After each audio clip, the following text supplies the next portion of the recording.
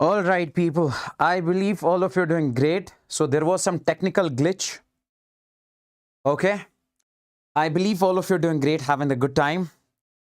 So there was some technical glitch. Sorry for that. So guys, quickly let me know in the chats if everything is perfectly fine, if I am perfectly audible, visible to each and every single student. I would want you guys to tell me in the chats. Quickly, guys, quickly. Let the people join, let the people come in this particular session, okay? Then we are going to start. Everyone, and smash the like button because liking the session is extremely mandatory. And guys, in this particular session, we will be targeting that is gravitation. If you ask me, sir, will you be covering all the concepts, all the problem patterns in this particular session? Every single topic I'll be discussing over here, okay? And we'll be completing this chapter in, I would say, 3 to 4 hours. Okay? So minimum of 3 hours, maximum of 4 hours, we'll be completing this entire chapter. And all the problem patterns, whatever has the probability to come in your NEET examination, everything will be discussed along with the concepts, okay? In a crisp manner. And before that, I would want you guys to smash the like button if you have not liked the session as of now. Do it as soon as possible. Okay, I hope everybody has joined this particular session. Guys, quickly let me know in the chats if everything is perfectly fine. If everything is perfectly fine, let me know in the chats. Quickly.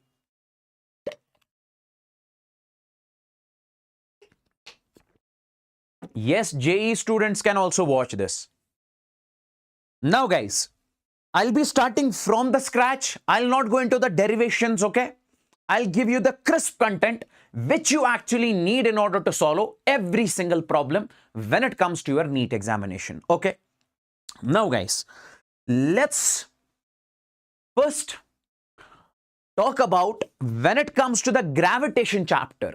The very first topic that we need to discuss over here is that is gravitational force. Okay. Either you say gravitation or you say gravitational force. It's one and the same thing. See, guys. What does this gravitation actually mean? What does this gravitational force actually mean? First, there is a definition mentioned over here. Let me basically read it out over here. See, guys, everything in this universe attracts every other matter by a force called gravitational force. What does it mean? Everything in this universe, like this is a pen, and it's me over here, means everything in this universe attracts every other matter. Means I am attracting this particular pen over here. This pen is also attracting me. Everything in this universe attracts every other matter. It means that, guys, let's suppose if you have a mass over here, let's suppose this is M1. This is M1 mass. And let's suppose you have got M2 mass over here, okay? You have placed M2 mass over here. Now, sir, these two masses, are they attracting each other with any force? Yes, that force is what we call the gravitational force. Means everything, whatever you see around you, attracts every other matter. So with what force? That's called a gravitational force. Like this M1 will attract this M2 towards itself with a force called gravitational force. Similarly, this M2 will attract this M1 towards itself with a force called gravitational force. Okay. So what does gravitational force actually mean? Everything in this universe attracts every other matter by a force. That's what we call the gravitational force. Like, my dear friends, I have taught you guys electrostatics. What does electrostatics say? In electrostatics, Coulomb's law says if you have a charge Q1, if you have charge Q2, we said these two charges, if both are positive, they will repel each other with what force? That is electrostatic force. But here, if you have two masses and these two masses are attracting each other with what force? That's called the gravitational force. And this force is the weakest force, I would say, over here. Okay. Now, my dear friends, listen to me very carefully. Let's suppose, if I say, I have got a mass M1 over here. This is the mass M1. and I have got a mass m2 over here. Okay. And let's suppose the distance between the two masses is, this is given as r. This is given as r.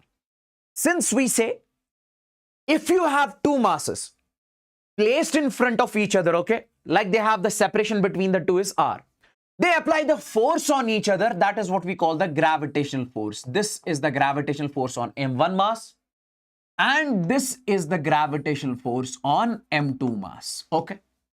Now, if somebody asks you, how much is this gravitational force? How do we calculate this gravitational force? Guys, see, I say, this gravitational force is directly proportional to product of the two masses. Guys, if you place the two bigger masses over here, we say this force will be large. If you place the smaller masses over here, force will be small. So that's why we say directly proportional to the product of the two masses. And we say this force is inversely proportional to the square of the distance between the two masses. What does that mean? That means if you have two masses, if you increase the separation between the two masses, we say this force will decrease. Force is inversely proportional to the square of the distance. If you get these masses close to each other, force will increase. Now combine these two equations, we can write F is proportional to m1, m2 divided by r square. Now guys, replacing this proportionality with a constant, I can write over here, this force will be equals to G m1 m2 divided by r square. Now, if you ask me what is this G is called the universal gravitational constant. This G is called the universal gravitational constant. And I would write over here where G is called universal gravitational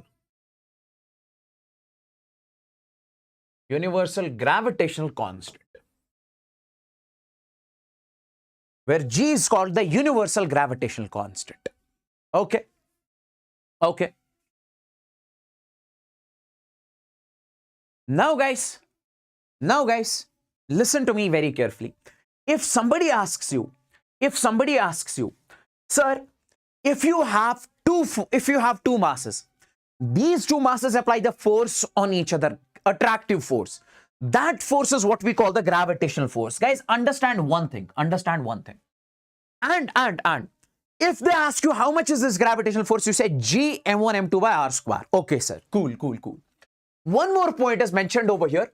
It is the force along the line joining the centers. Like if I say you have got the two masses over here. Okay. Like this is the first mass, that is m1. This is the second mass, that is m2. Okay.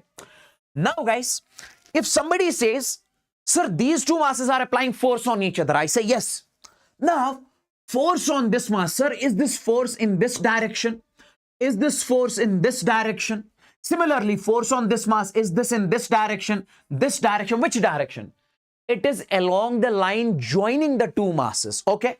Like if you join these two masses, something like this, line joining the two centers, the force will act along this line only. So this cannot be the force, this will be the force in this particular case, along the line joining the two centers. That's what it actually means. Okay. Next, my dear friends, it says, okay, it's a conservative force. Okay. It's a conservative force. This conservative force, as of now, please remember it as it is, because next chapter will be targeting, that is work, power and energy. Over there, I'll be teaching this conservative force in detail. Okay. So as of now, directly remember this is a conservative force. Okay. Then, my dear friends, it forms the action-reaction pair. What does action-reaction pair mean? See, if this mass is applying force on M2, this is called action. Similarly, this mass M2 is also applying force on mass this M1. So this is called reaction, action-reaction. If this hand is applying force on this hand is also applying force on this hand. Action, reaction. Okay. Okay. Yes, action, reaction. And guys, it does not depend upon the medium. It does not depend upon the medium. What does that mean?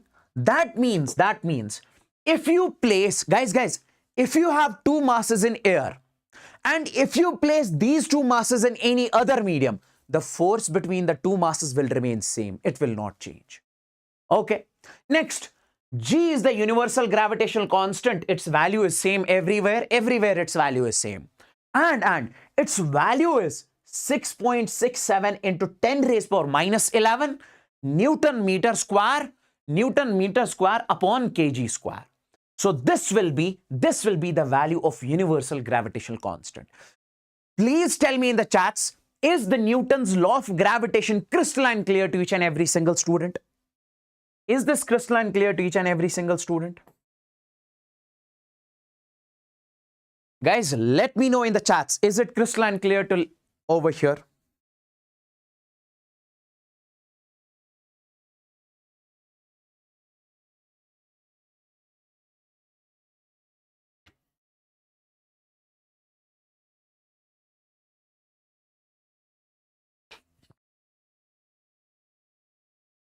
That's great. That's great.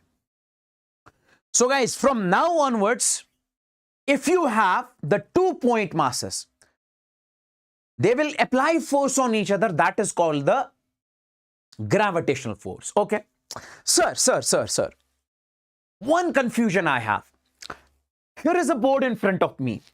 And it is me over here. Me and this board. Sir, will there be any gravitational force between this board and me also? Yes. Sir, can I find that gravitational force using this formula Gm1 m2 by r square? No, I cannot use this. Gravitational force will be there between this board and me. But this formula is valid for point masses only. Keep that thing in your mind, okay?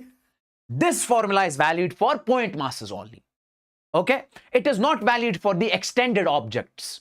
Sir, how can we find? We don't have to discuss these questions in our syllabus. How do we find the gravitational force? Okay, between the rod and the point mass, that I'll show you later on, okay? But this is not in our syllabus. Just you will be given the point masses and you will be you will have to find the gravitational force. Now guys, see, first question over here is find the net force on the fourth mass. See guys, you have a square over here and at the corners of the square you have 4 masses. Side is A. You guys are supposed to find the net force on this fourth mass. Understand this very carefully. Understand this very carefully. See, when it comes to this mass, guys, this is the fourth mass. This mass is attracting this mass towards itself with what force? With a gravitational force F. Now, this mass is also attracting this mass towards itself with what force? With the gravitational force F.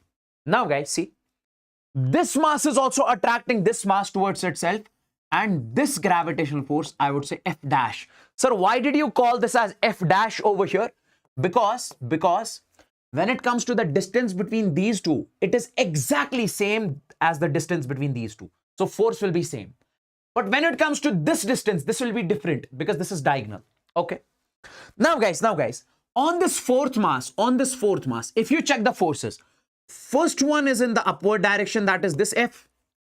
Another one is in this direction, that is F. And then you have something like this. This is F dash.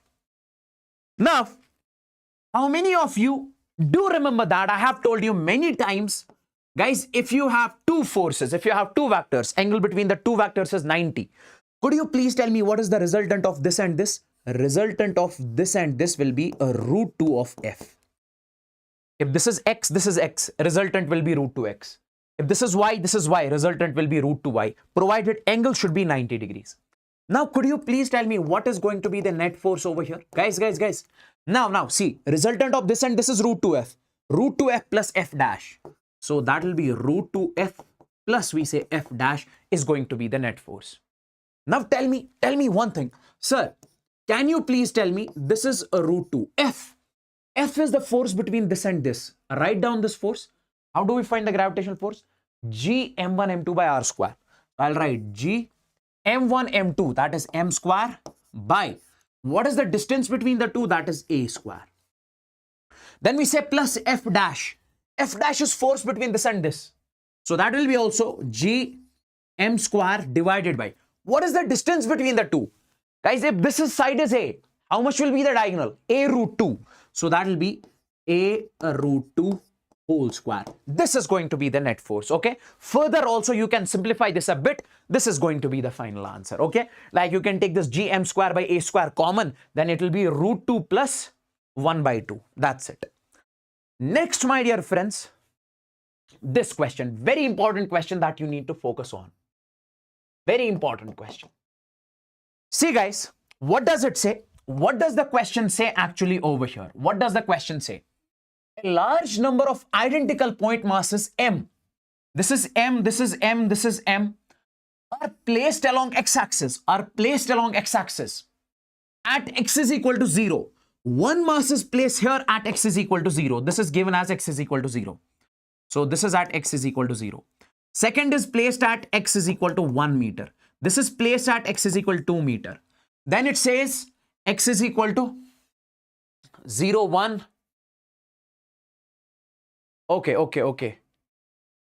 Large number of identical masses are placed along x-axis at this. The magnitude of the gravitational force on the mass at the origin will be x is equal, okay, this is x is equal to 2. Guys, it is like this. It is like this 4 and next mass will be over here. X is equal to 8 and so on. So basically, you are having infinite number of masses. Let me show you over here. Infinite number of masses placed on x-axis. M, and so on. Okay. And my dear friends, there is a mass placed at the origin. You guys are supposed to tell me what will be the net force on this mass. Guys, this first mass will attract this mass at origin. Yes, gravitational force. This will also apply gravitational force. This will also apply gravitational force. This will also apply. All of these will apply the gravitational force. So this is the next mass. This is the next mass and so on. All of these will apply the gravitational force on first mass. And my dear friends, in this particular case, how do we find the net gravitational force? Guys, see. Can I say, when it comes to the net gravitational force, what will you say? Force due to the first mass, that will be g m1 m2, that is m square divided by distance between these two, that is 1 meter, so that will be 1 square is 1. G m1 m2 by r square. Then we say plus force due to the second mass, that is g m into m is m square divided by distance between this and this is 2 square is 4. Then force due to this third mass, that will be g m square divided by 4 square. This distance is 4. 4 square is 16. Then we say g m square divided by 8 square. That will be 64 plus so on. Now, in this particular case, do you think there is common anything? I can say simply, sir, g m square is common. And here it is 1 plus 1 by 4 plus 1 by 16 plus 1 by 64 plus so on. And my dear friends, let me just tell you, this is what we call the GP series. This is what we call the GP series. So basically, you have to add all of these numbers and you will get the you'll get the net force. And how do we add this GP series? There is a formula to add this GP series. See, that formula is S is equal to A upon, that is A upon 1 minus R. What is this A? A means the first term. And what is R? R is the common ratio. And how do we find this common ratio? Guys, in order to add all of these terms, you use this formula. A means first term, R is common ratio. How do we find the common ratio? I say take any term. Let's suppose I'm taking 1 by 16. Okay. Divide it with the term which comes before it. That will be 1 by 4. Divide it with the term which comes before it. So now 4 1s are, 4 4s are. So it is going to be 1 by 4. Now let's find sum. Sum will be A. A is the first term, that is 1 upon 1 minus 1 by 4. Now 4 into 1 is 4. 4 minus 1 is the 3 by 4. So this is 1 upon 3 by 4. So that will be 4 by 3. Now guys, tell me, can I say instead of all of this, I'll be writing 4 by 3? Yes. So I'll be writing over here. So net force in this particular case is going to be, that is gm square, and then I'll write 4 by 3 because sum of all of this is 4 by 3. Please tell me in the chats if everything is crystalline clear.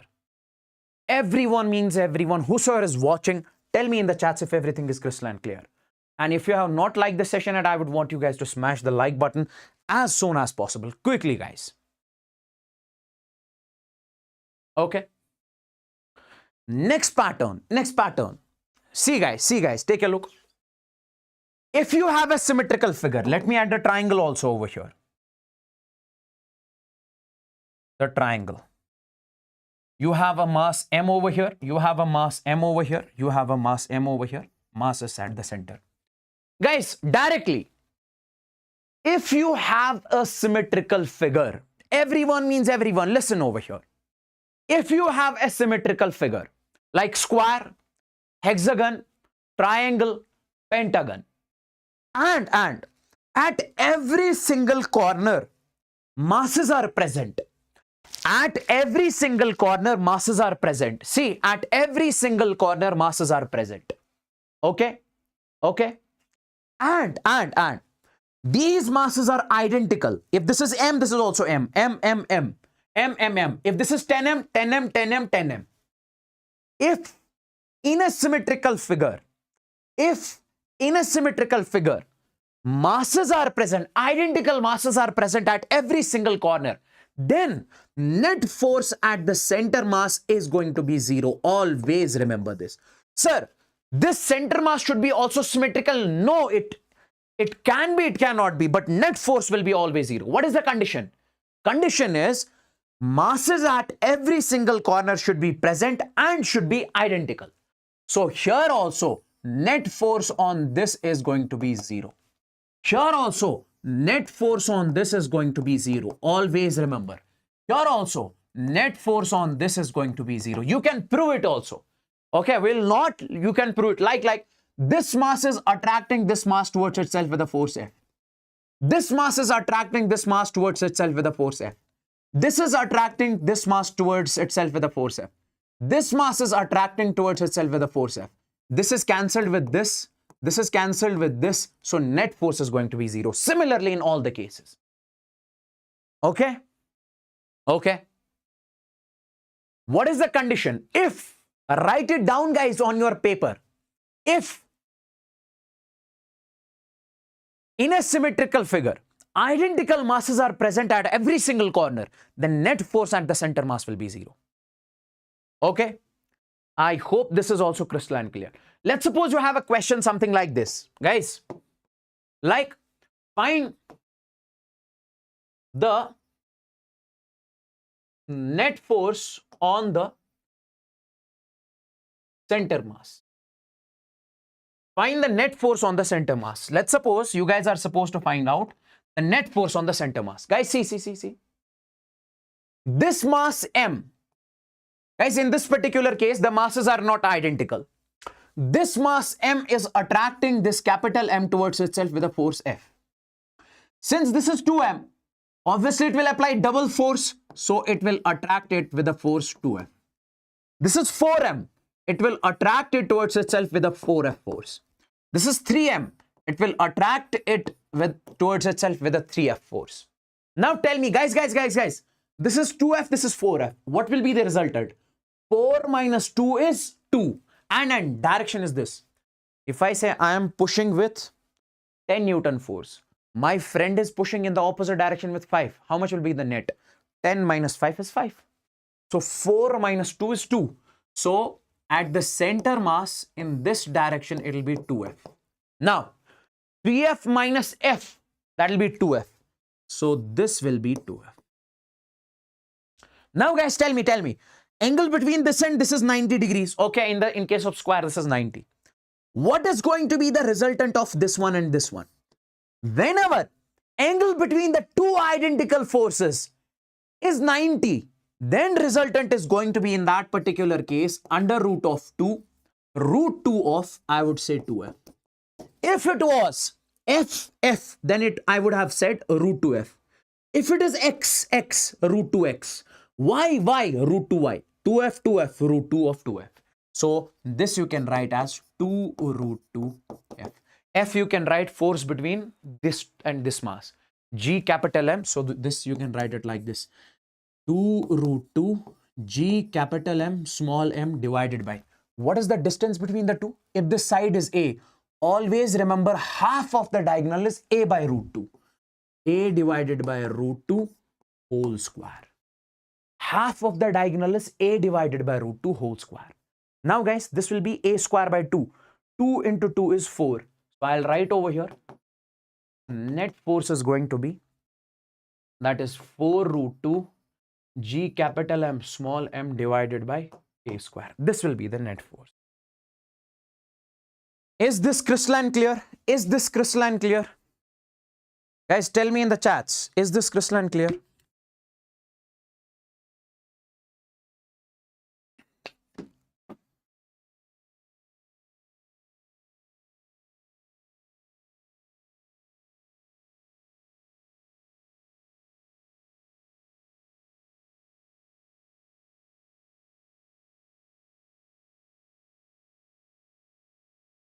Is this crystalline clear, guys? Next question. Guys.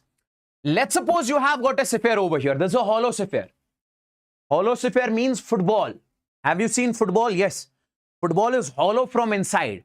Mass is present on the surface. Matter is present on the surface. Okay. And there is a point mass present over here. Sir, you said this gravitational force can be applied between the point masses only. But here, this is sphere and this is point mass. Can you apply here? Yes. This gravitational force is applicable in case of spherical mass system and point mass system. In case of spherical mass, in case of spheres, it is applicable. So here, if I say gravitational force between this and this, you'll be saying, sir, that is G. Mass of this is M, okay? And mass of this is small m, m1, m2 divided by. And what will you take R over here? R will be this R plus H whole square. R plus H whole square. Basically, you'll be considering this sphere at the center. When you consider this sphere at the center, so this R plus H whole square, this is going to be the gravitational force. Okay. Find the gravitational force between the hollow sphere and the point mass. That is going to be this. And if I say, guys, understand this one also. Understand this one also. If I say you have got a sphere, okay, and its radius is, let's suppose, R, its mass is M. There is another point mass present on its surface which has small mass M. Now, how much will be the force on this mass M? You'll be saying here, force between the two. Force between the two. F is equal to G, capital M, small m divided by. Guys, you have to assume the mass of sphere at its center. Then, distance between the center till surface is capital R. So that will be capital R square. It will be capital R square. Next, this one. Guys, let's suppose if the question is something like this. Mass is present inside a hollow sphere. This is a hollow sphere and a point mass is present inside the hollow sphere. How much will be the force? In this particular case, force on point mass M is 0. We consider there is no effect of this mass which is present on the surface of the sphere inside. It will not, this mass will not create any sort of impact inside. So we say net force on this is going to be 0 inside. Directly remember this, okay? Directly, we don't have to prove it. For its proof, there is a theorem, that's what we call the Newton's shell theorem. That's not in our syllabus. Directly, I say over here, net force on this mass, which is present inside the hollow sphere, is going to be 0. Why?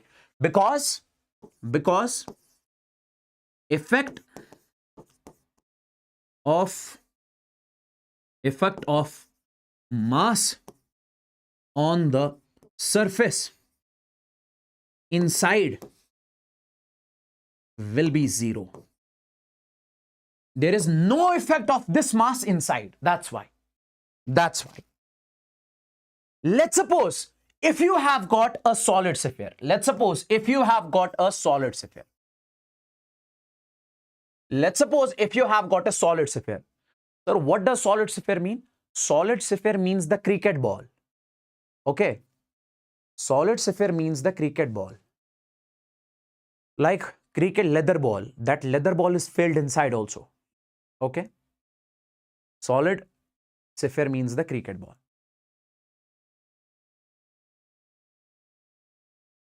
Half of the diagonal is a by root 2, guys. This is, if this is a, this will be a divided by root 2, complete diagonal. Half will be, how much will be this half? A root 2 divided by 2, half. Now multiply with root 2, divide with root 2. Root 2 into root 2 is 2. This will cancel with this. Now what remains? A divided by root 2, half of the diagonal.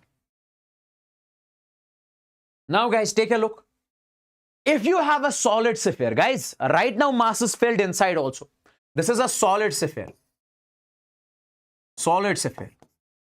And inside the solid sphere, you have placed a mass. This is the mass which you have. How is it possible you will place the mass? Let's suppose you are, basically you have made a cavity over here. And in that cavity, you have placed a point mass. Okay. Small mass m. Now, what is the force on this mass? Guys. Listen to me very carefully. Force on the mass m inside the solid sphere. Solid sphere. Okay. Directly, I would want you guys to remember this. Guys. This force is going to be G. Mass of the solid sphere is m, capital M. Okay. And mass of the point mass, that is going to be small m, divided by, guys, radius of this solid sphere is capital R cube, and then multiplied by small r. Sir, what is the small r? Small r is that distance. Small r is that distance at which this point mass is placed inside from the center. From center to that point, inside. Sir, and what is this? This is going to be the radius. This will be the radius, capital R. Radius is capital R. Small r is that distance inside at which this point mass is placed from the center. So this, sir, is there any proof for this? Yes. We are not going to waste our time in that particular proof. Directly, I would want you guys to remember. So my dear friends, here in this particular case, if you have a point mass inside, in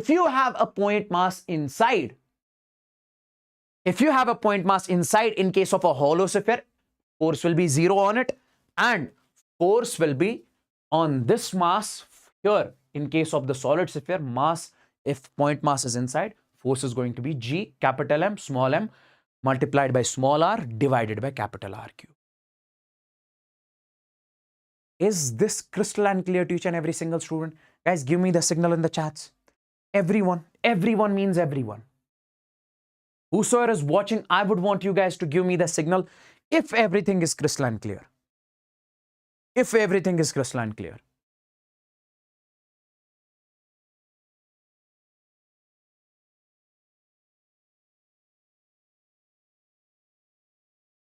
Yeah, I told you there is a proof for this. Why R cube? I told you there is a proof that will take me the entire 2 pages to prove this. But I'm skipping that. I need this expression only. Even if I prove it over here, it will take me 15 minutes, and then afterwards I will say directly remember the expression, because we don't need its proof. That's why I'm saying remember the expression directly. If there is a solid sphere and inside the solid sphere there is a cavity in which you are placing a point mass, if somebody asks you what is the force on that point mass, you'll directly say G, capital M. Capital M is the mass of the entire solid sphere. Small m is this mass. R is the distance at which this mass is placed. And capital R is the radius. Okay, directly. Okay. Now, guys, let's move on to, that's what we call the equilibrium position. Equilibrium position. What does equilibrium position actually mean? Listen to me very carefully. Guys, see. Let's suppose I have got a mass over here. This mass is M mass, okay? And guys, let's suppose I have got another mass over here, that is N times of M. This mass is N times of M. This mass is N times of M. This mass is N times of M. Now guys, separation between the two masses, let's suppose I am saying this separation over here, this separation is given as, let's suppose R. Okay, I am saying, where should I place the third mass? Where should I place the third mass? So that net force on it is 0. Where am I supposed to place the third mass so that net force on that third mass is 0? Okay, let's check. Let's place that third mass over here. Let's suppose this is M0. Let's place it over here. Let's check whether net force is going to be 0 on this or not. See guys, this N times of M, it will attract this M0 towards itself with some force. This will also attract it towards itself with a force. Both the forces are in the same direction. Do you think these two forces will cancel? No. Forces only cancel when they are opposite to each other. So here net force cannot be equal to 0. If you place over here, let's suppose here I am placing M0. So here this mass will attract, this mass will also attract. So here also I would say net force cannot be equal to 0. But if you place over here, so in this particular case, this mass will attract towards itself, this mass will attract towards itself. Now this will get cancelled with this mass. So net force is going to be equal to 0. So means you have to place the third mass in between. Don't say at center, not exactly at the center. In between this and this. And I would say near to this smaller mass. And if somebody says, sir, where exactly you need to place that mass? I would say I have to place that mass at a distance x from the smaller mass. So let's place M0 at distance x from this M, and this x is what we call the equilibrium position. This x is what we call the equilibrium position. Equilibrium means where net force is 0. So if you place the mass at equilibrium position, net force on it is 0. And my dear friends, if somebody says that, what is the value of this x? Directly I would want you guys to remember this x is going to be r upon under root of n plus 1, r upon under root of n plus 1. This is going to be r upon under root of n plus 1. So you have to place the third mass in between the two masses. At what distance? At x distance. That is r upon under root of n plus 1. And how you are supposed to find this n? N you can find bigger mass minus smaller mass. Like you have a question over here. In this case, it says you have got the 2-point masses m and 4m. Guys. This is m and this is 4m. Okay. They are separated by a distance d. A third mass m0 is to be placed such on the line such that the net gravitational force on it is 0.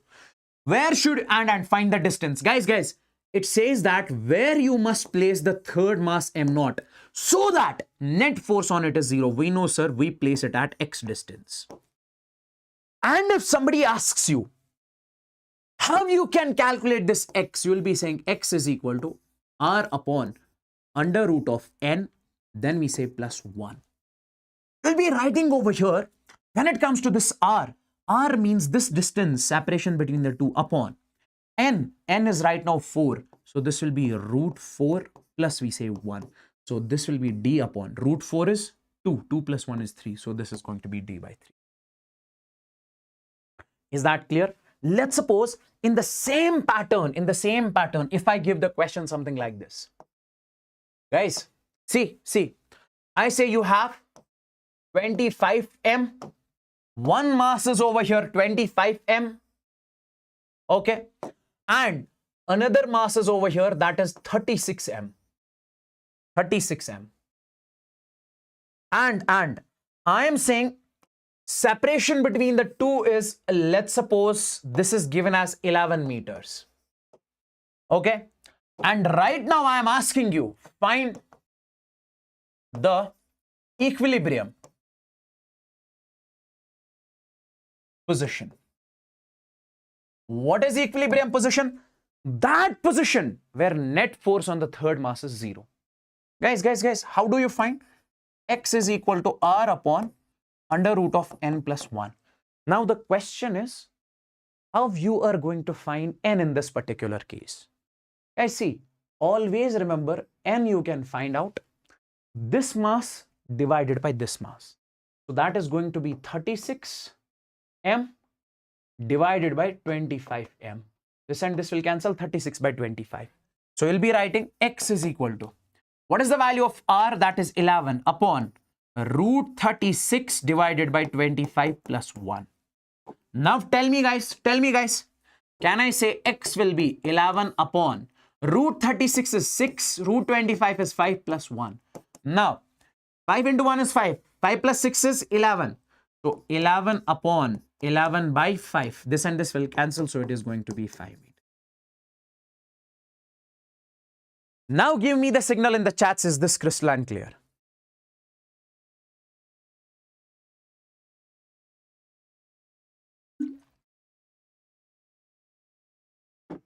Tell me guys, is this clear?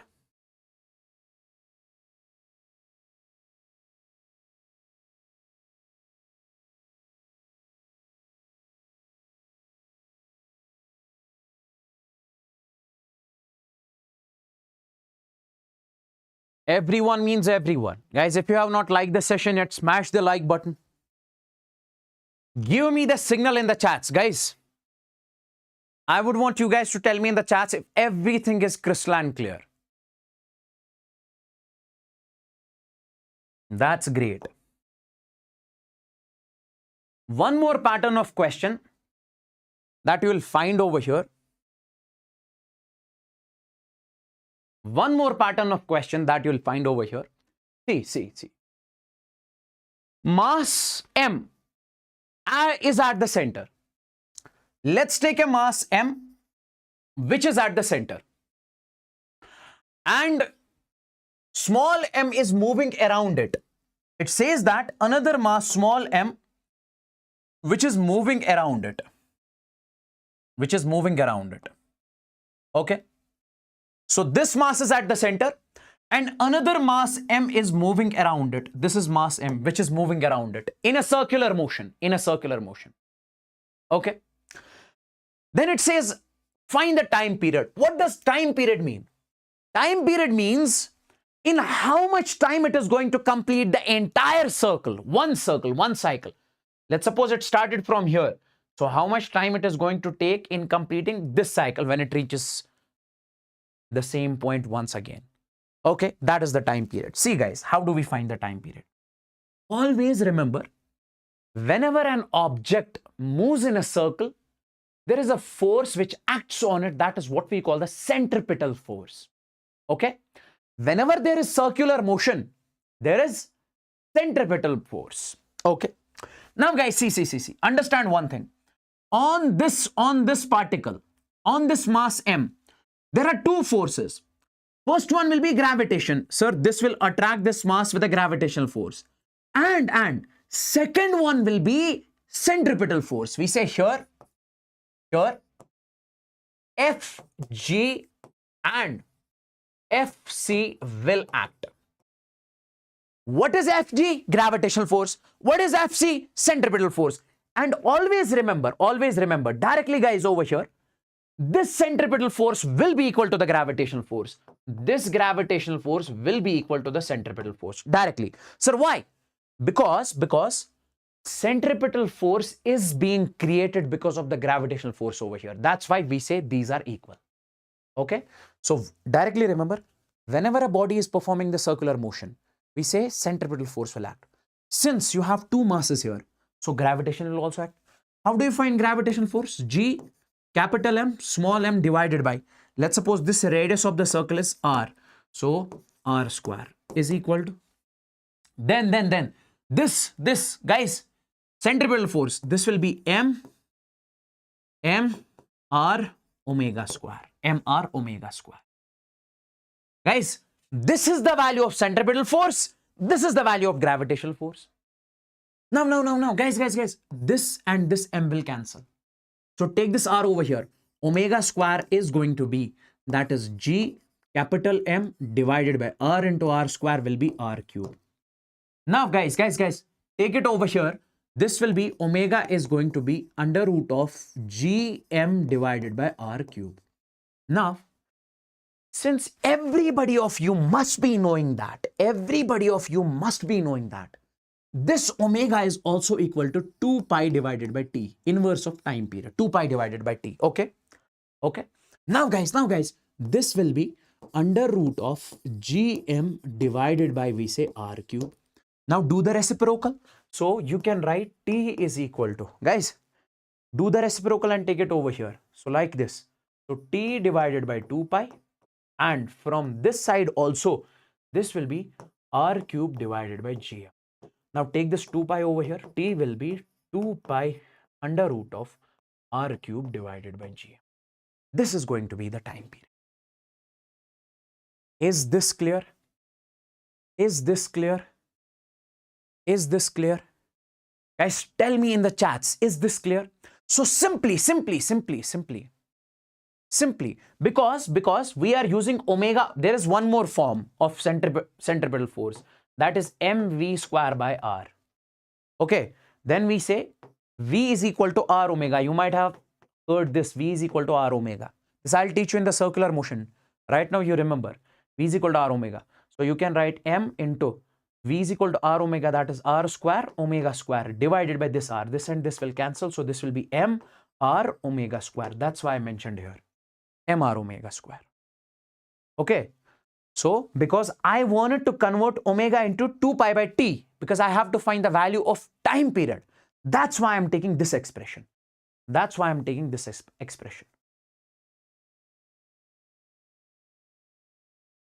Okay.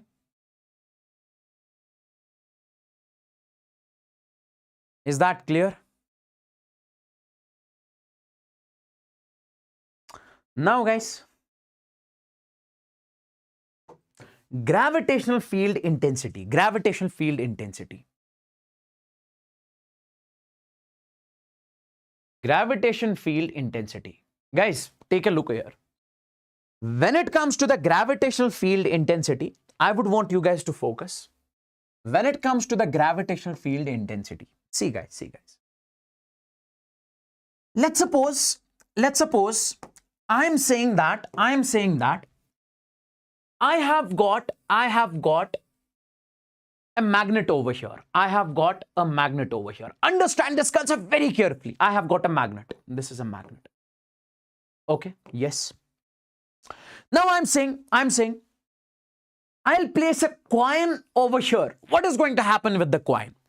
Sir, this magnet will attract this coin towards itself. Yes. If you place the coin here also it will be attracted.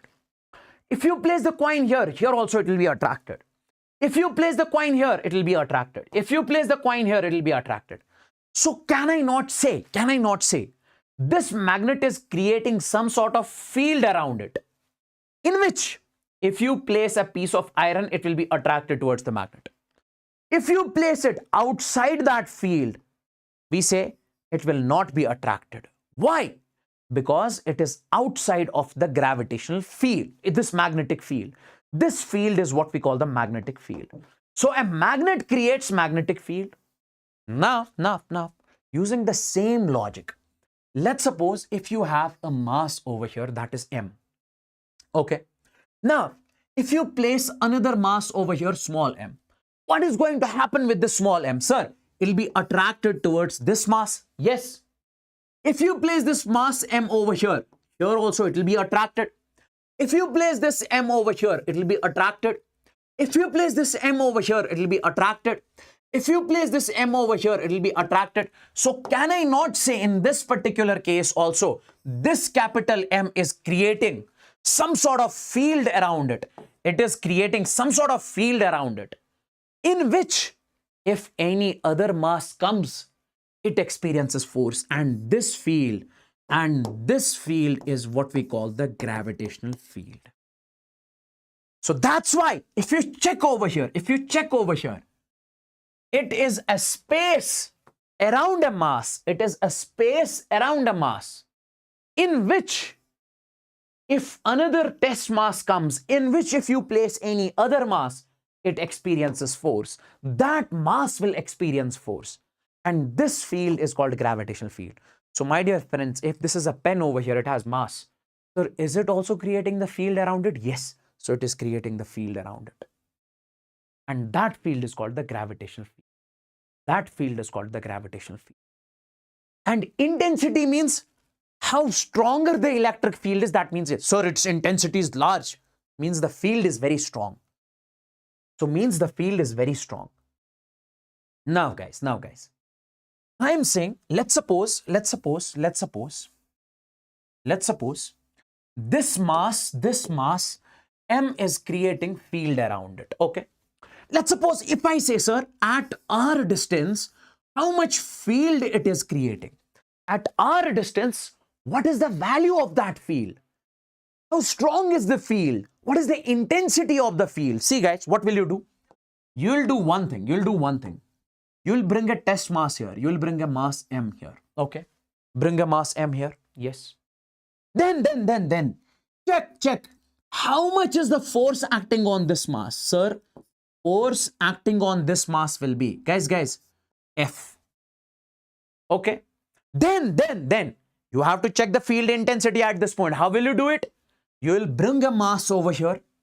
Then you check the force on this mass. Okay, that is F. Then divide it with the mass itself. So F divided by M. This is going to give you the gravitational field intensity. So gravitational field intensity is I. How strong the field is. Now see. You'll be writing, sir, what is the force on this mass? That is G capital M small m. G capital M small m divided by distance between the two, r square, divided by this mass M. This and this will cancel.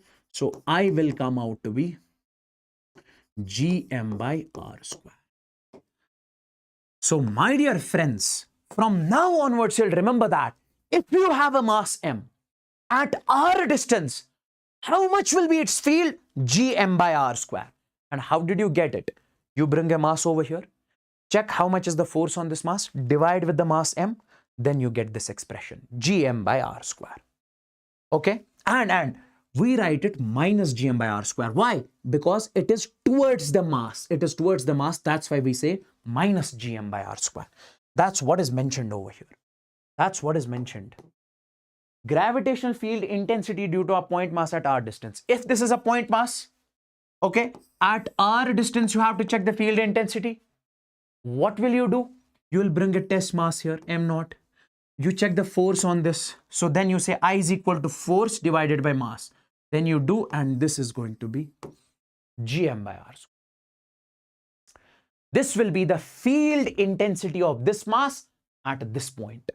And if I try to make the graph, guys, I can say this I, mod of I is equal to Gm by r square. This I is inversely proportional to r square. Okay, so I can say this I is inversely proportional to r square. Okay. Now, graph is going to be the rectangular hyperbola between r and I. But since in reality, we say this I is negative. It is negative. So I would say graph will be from the negative side. This is positive I, this is negative I. So graph will be exactly similar Rectangular hyperbola, but from the negative side. I is inversely proportional to r square. Please give me the signal in the chats if this is crystal and clear to each and every single student. Quickly, as quickly as possible. And if you have not liked the session, and I would want you guys to smash the like button.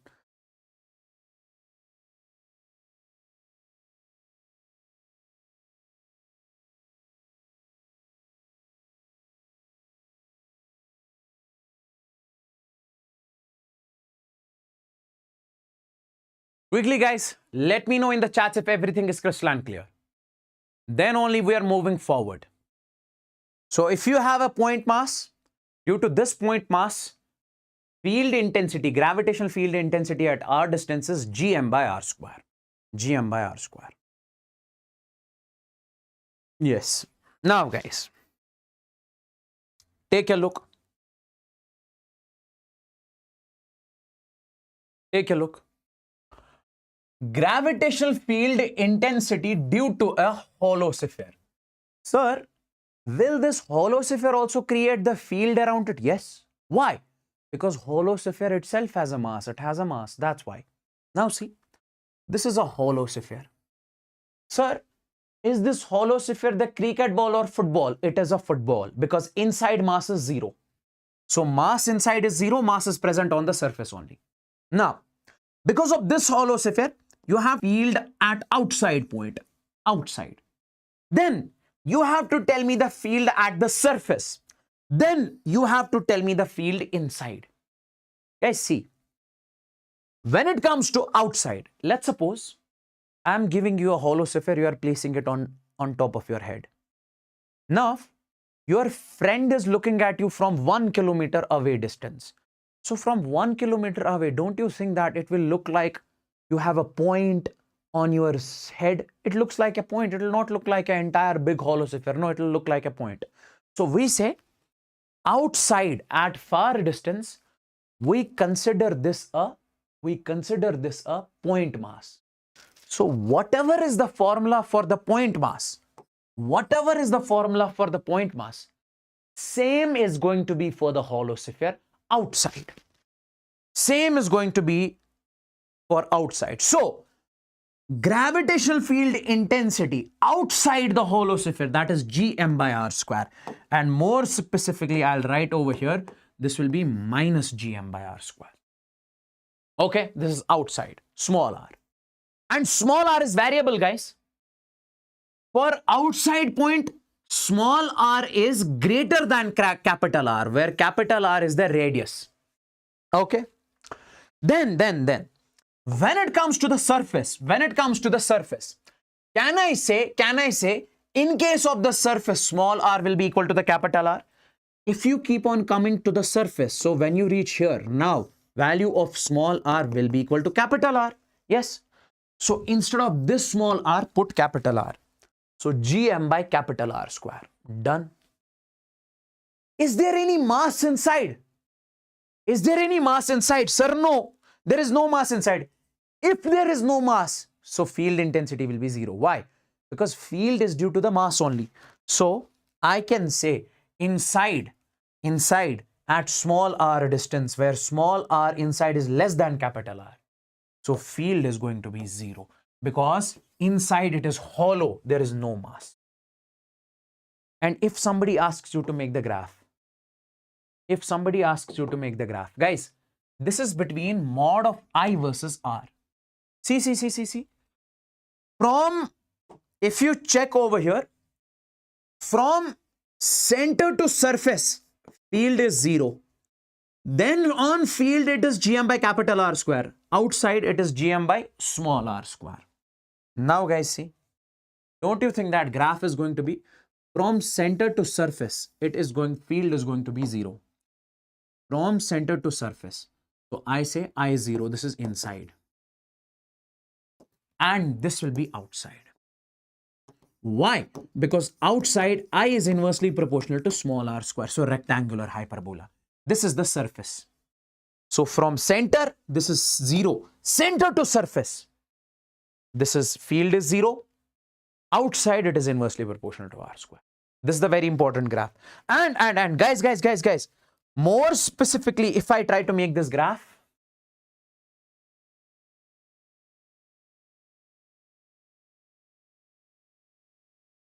don't you think it is going to be, guys, see, this you need to, or simply directly, guys, inside it is going to be 0, okay? And then you will be making this graph something like this. Because inside it is going to be 0. Copy this graph from the lower side and it is going to be something like this. Okay? Because we say it is negative. I is negative. That's why whatever the graph you have made from the upper side, you will have to make it from the lower side. This is between mod of I. This is I versus R. So I is inversely proportional to R square. Okay? And I is negative. That's why you made the graph from the lower side. Next, gravitational field intensity due to a solid sphere. Solid sphere means cricket ball, which is filled inside also. Okay? See guys, this is the surface. You have to first tell me what is the field outside, then surface, and then third point is going to be inside. Then third point is going to be inside. Inside at what distance? Small r. Because small r is variable. For inside point, small r is less than capital R. For outside point, small r is greater than capital R. Now guys, again I'll give you the solid sphere. Your friend is looking at you from 1 kilometer away distance. Don't you think that it will look like you are holding a point from very far distance? Yes. So same will be the formula. Whatever is for hollow, same will be the formula for solid also when it comes to the outside. Minus gm by r square. Okay? Ignore this I cap over here or r cap over here as of now. Okay? Minus gm by r square at outside point, small r square. When it comes to the surface, value of small r is going to be capital R. So don't you think that here instead of small r, you will be putting capital R square, gm by capital R square. Or you say minus gm by capital R square. Yes. And guys, when it comes to inside, okay? Inside at what distance? Small r distance. Right now, mass inside is not 0. So field will not be equal to 0. Inside, field is going to be G capital M. That is the mass of the sphere. Small r. What is small r? Small r is the distance inside at which you have to find the field. Small r is the distance inside at which you have to find the field. This distance. Okay, from the center. Then capital R cube. And what is capital R? Capital R is the radius of this sphere, bigger sphere. So this will be the field inside. This will be the field inside. Guys, take a look. When you check field outside, it is inversely proportional to small r square. When you check field inside, it is directly proportional to small r. And right now, if I ask you to make the graph, guys, see, I versus r. So we say from this is center to surface. From center to surface means which point? That is inside point. From center to surface. So from center to surface, that is inside. So I would say I is directly proportional to small r. And outside, I is inversely proportional to small r square. So I would say, sir, from center to surface, this is going to be the straight line. And then this is inside. Okay, this will be the surface. Outside the surface, I is inversely proportional to small r. This is the graph between mod of I versus r. And if you try to make the graph between I versus r,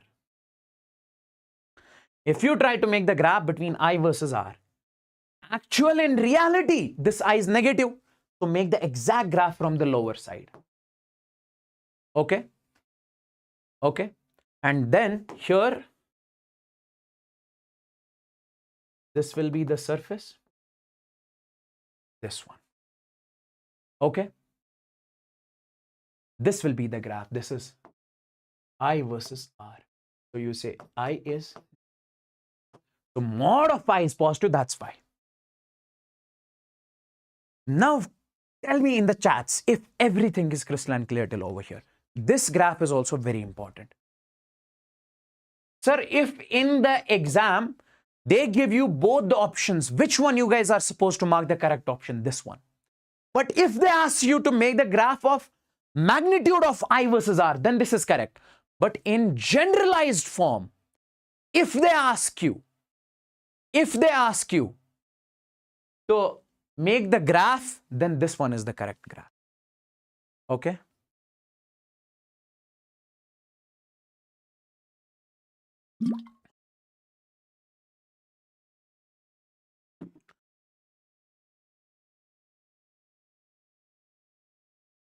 Is this clear? Tell me guys in the chats, quickly in the chats.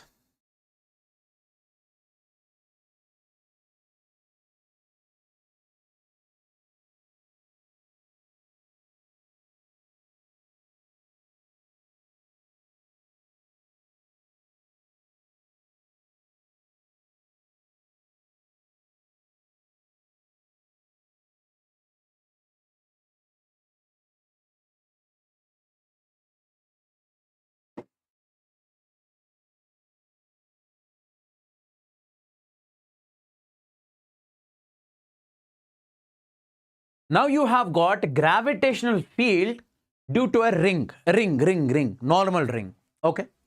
You have got a ring and its radius is R. You have to find the field due to the ring at x distance. Okay, this is the field at the axis, on the axis of the ring. See guys, if you have a ring, it's like this, the ring, because of the ring, you have to find the field at x distance. See guys, sir, will this also create field? Yes. Why? Because it has mass. Everything you see. Sir, will this pen also create field? Yes. Why? Because it has mass. Do we have to study this, its field also? No, not in our syllabus. We have to find the field of the ring. That'll be, guys, see. Gmx divided by, G is the G, universal gravitational constant. M is the mass of the ring. X is the distance at which you have to find the field from the center. R square plus x square whole raised power 3 by 2. R is the radius of the ring. X is the distance you have to find at which. This will be the field on the axis of the ring. Guys, see. If I say, in this particular case, if x is equal to 0, means center, here x is equal to 0. What will be the value of field? I will be 0. Put x is 0 over here, entire term will be 0, so I is going to be 0. Next point, if I say if x is much less than R, means very close to the ring. Like this is the ring you have. This is the radius. You are finding the field here. This is R and this is x. Can I say in this particular case, x is much less than R? Yes. If this quantity is very small, this quantity is very large, so you are adding a very small quantity to a very large quantity. It will not create any impact. It is like adding a bucket of water to the ocean. Will it create any difference? No. Ocean has got billions of liters of water. It will not create any difference. So you can neglect this. When you neglect this, what will remain? Gmx upon R square. Okay. Gmx upon R square whole raised power 3 by 2. Okay. Whole raised power R square whole raised power 3 by 2. This 2 and 2 will cancel. So what remains over there? Only Gmx by R cube. And directly you can say over here, guys, I is directly proportional to x. This is the field due to a ring at very close distance. At center, it is 0. Now, next, very far from the ring. Very far from the ring. It is like, this is the ring, radius is r, here at x. Can I say in this particular case, this r is much less than x? Yes. Now, which one you are going to neglect over here? If r is very small, so neglect this r. So what remains over there? Gmx divided by x square. Now this square and square will cancel, so it will be x cube. Okay. And then that here x cube. This and this will, so what remains finally? Gm by x square. Gm by x square. What I'm trying to say is that I is equal to Gmx upon r square plus x square. Neglect r square, so x square whole raised power 3 by 2. 2 and 2 will cancel. Gmx upon x cube. This, and what remains here? X square. So it will be Gm by x square. That's what I'm trying to say. Okay, this is very far from the ring. And if somebody asks you, plot the graph between I versus x. Guys, see. Very close to the ring. This is very close. This is center. At center, I is 0. Very close to the ring, I is directly proportional to x. Very far from the ring, very far. See, very far from the ring, I is inversely proportional to x square. Very close to the ring, I is directly proportional to x. So, very close to the ring, graph is going to be straight line. Very far, a ring is here. So, graph is straight line. Very far from the ring, it is inversely proportional. Okay, I is inversely proportional to x square. 1 by x square. Okay, so very far, this. And join these two with a smooth curve. This is going to be the graph. This is going to be. Is this clear? Is this clear? And you are making the graph between mod of I. Mod of I versus x. Is this clear? And if you have to make this I versus R, then make the exact graph from the negative side. That's it. Is this clear? So this is the gravitational field due to a ring. At x distance, this one. At center, it is 0. Very close to the ring, it is Gmx divided by R cube. Okay. Very far from the ring, it is going to be Gm by x square. Gm by x square.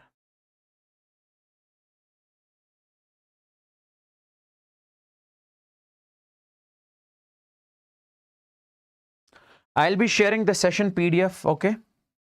Don't worry about that. Once we get done with the class. Once we get done with the class, I'll be sharing the session PDF.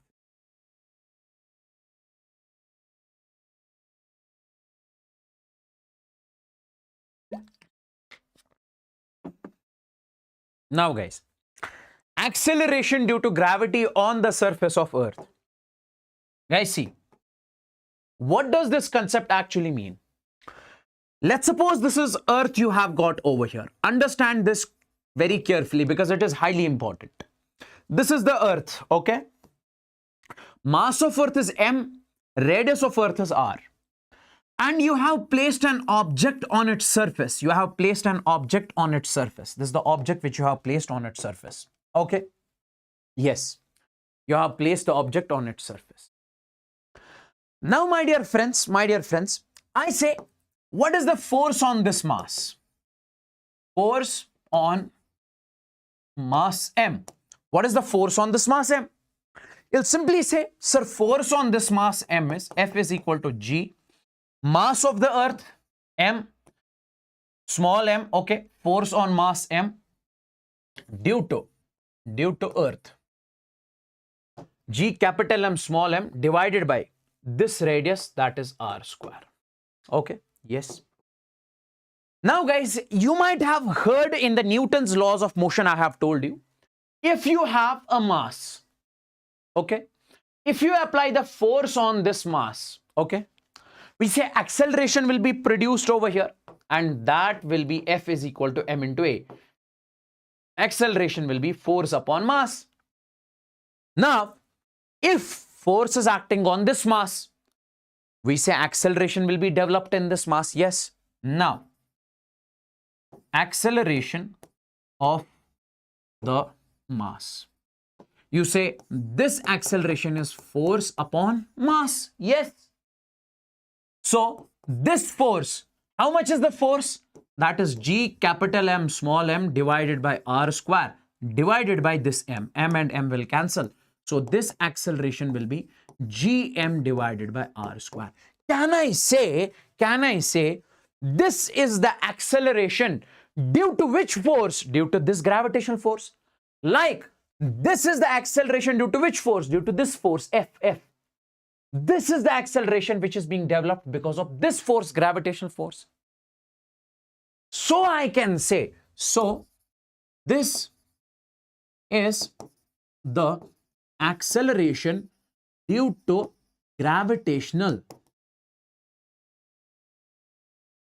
This is the acceleration due to gravitational force. Okay. Or you say this is acceleration due to gravity. And tell me, where is the mass placed?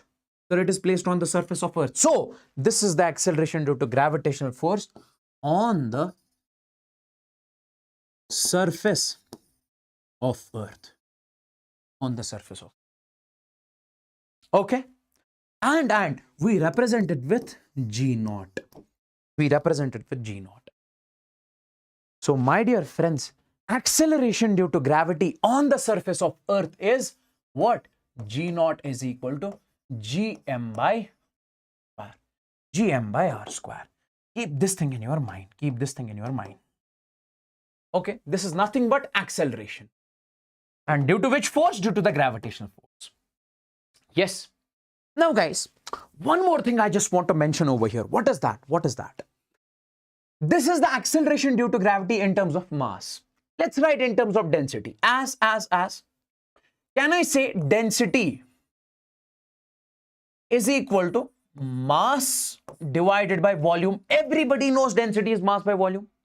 So can I say here this density means rho? Mass of Earth is how much? That is m. Volume of Earth. Earth is a sphere. So volume of a sphere is 4 by 3 pi r cube. R will be the radius of sphere. Now tell me how much is this mass? Mass will be rho 4 by 3 pi r cube. Put this in equation first. I say put in equation first. Put this in equation first.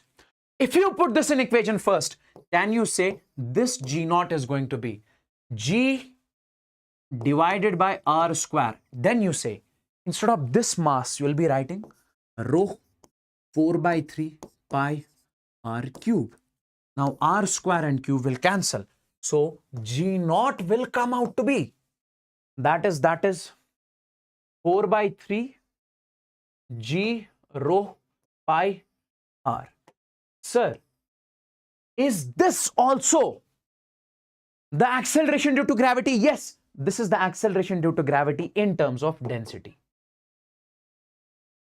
This is G naught in terms of density.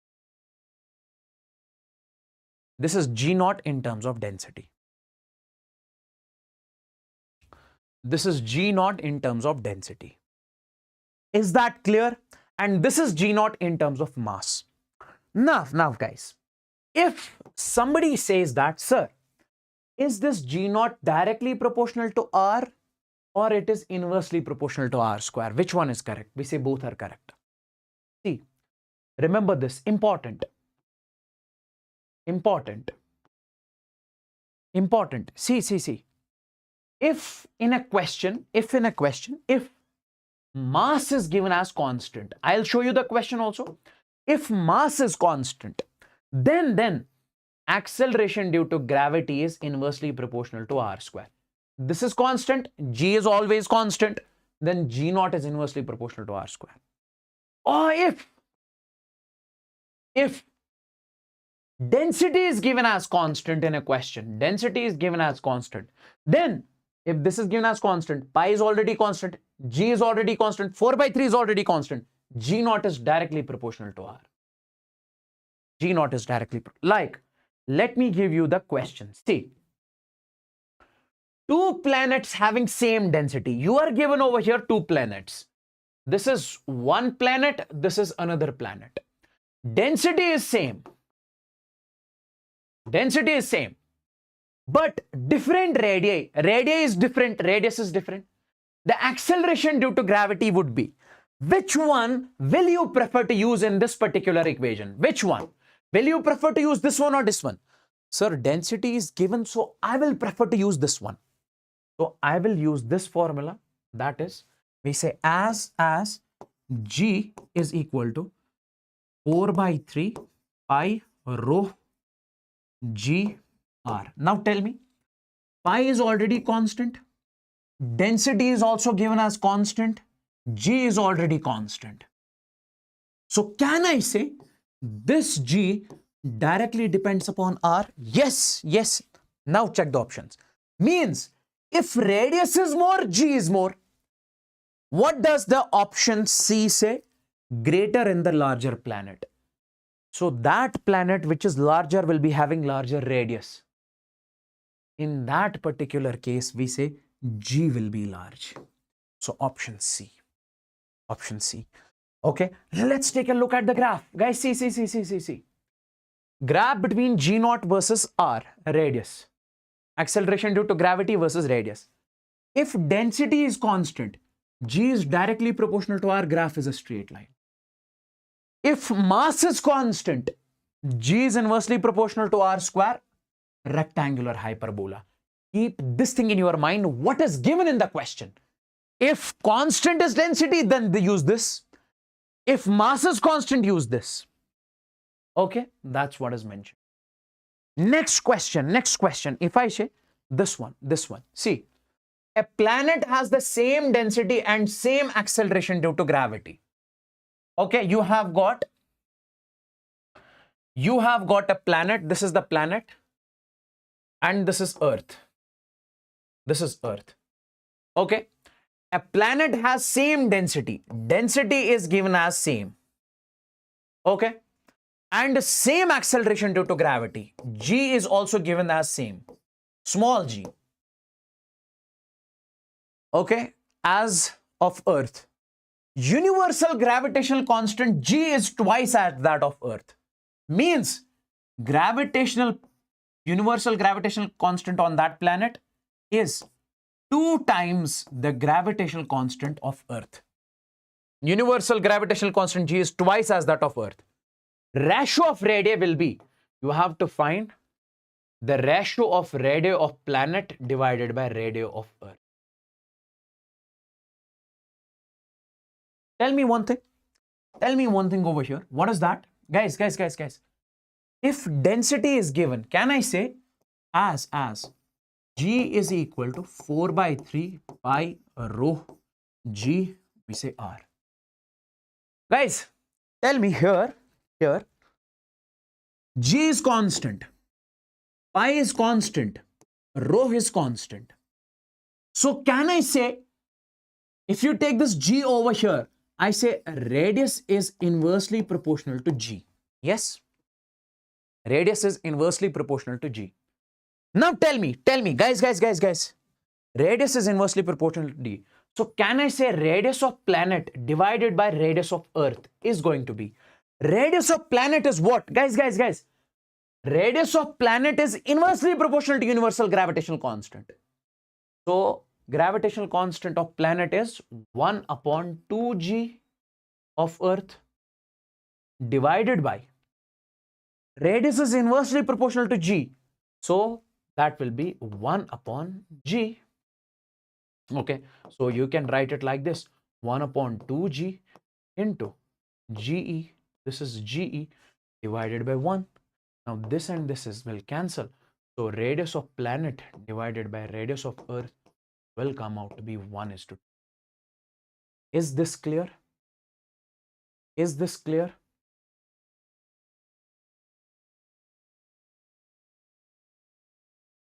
Is this clear? Is this clear? Tell me in the chats, guys.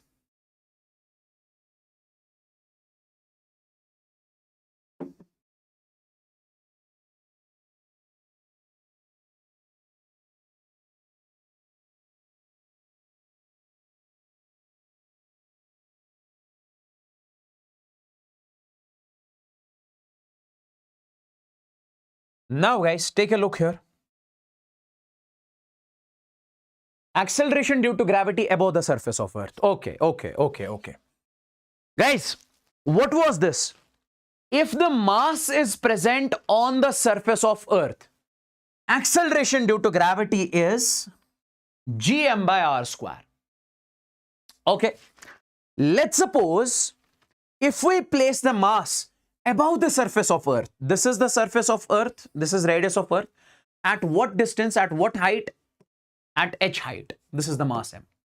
What will be the acceleration due to gravity? Previously it was small g is equal to gm by r square, but right now it is at what distance? H. So r plus h whole square. That's it. Plus h you have to do. Yes, sir. Now guys, if somebody says in terms of g naught, acceleration due to gravity at height h in terms of g naught. See, how do we exactly get this? Guys, we say what is the value of g naught? That is gm divided by r square. G naught means acceleration due to gravity on the surface of Earth. Now take it over here. So this will be g naught into r square is equal to gm. Now instead of this gm, can you put g naught into r square? So g naught into r square divided by r plus h whole square.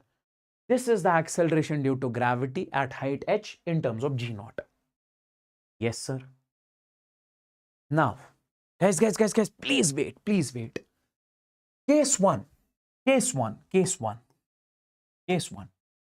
If height is much less than radius of Earth, could you please tell me what is radius of Earth? Radius of Earth is 6,400 kilometers. Now tell me one thing. If you place the object at 10 meter distance, 5 meter distance, when you compare 5 meter with radius of Earth 6,400 kilometer, 6,400 kilometer is much bigger than 10 meters. Yes, sir. Even 6,400 kilometer is much bigger than 1 kilometer also. 1 kilometer, 60. Hey bro, you have to travel 1 kilometer. Hey bro, you have to travel 6,400 kilometers. Okay, I hope you got the difference. So if height is much less than radius of Earth, okay, if height is much less than radius of Earth, so neglect this height. This is very small, means you are adding a very small quantity to a very large quantity, so ignore it. Now this is re square. Now this re square, gh will be equal to g naught. That's what is mentioned. If height is much less than re, gh will be equal to g naught. That's why we say if acceleration due to gravity on the surface of Earth is g naught, 9, and by the way it is 9 point, g naught is 9.8 meter per second square. Sir, how?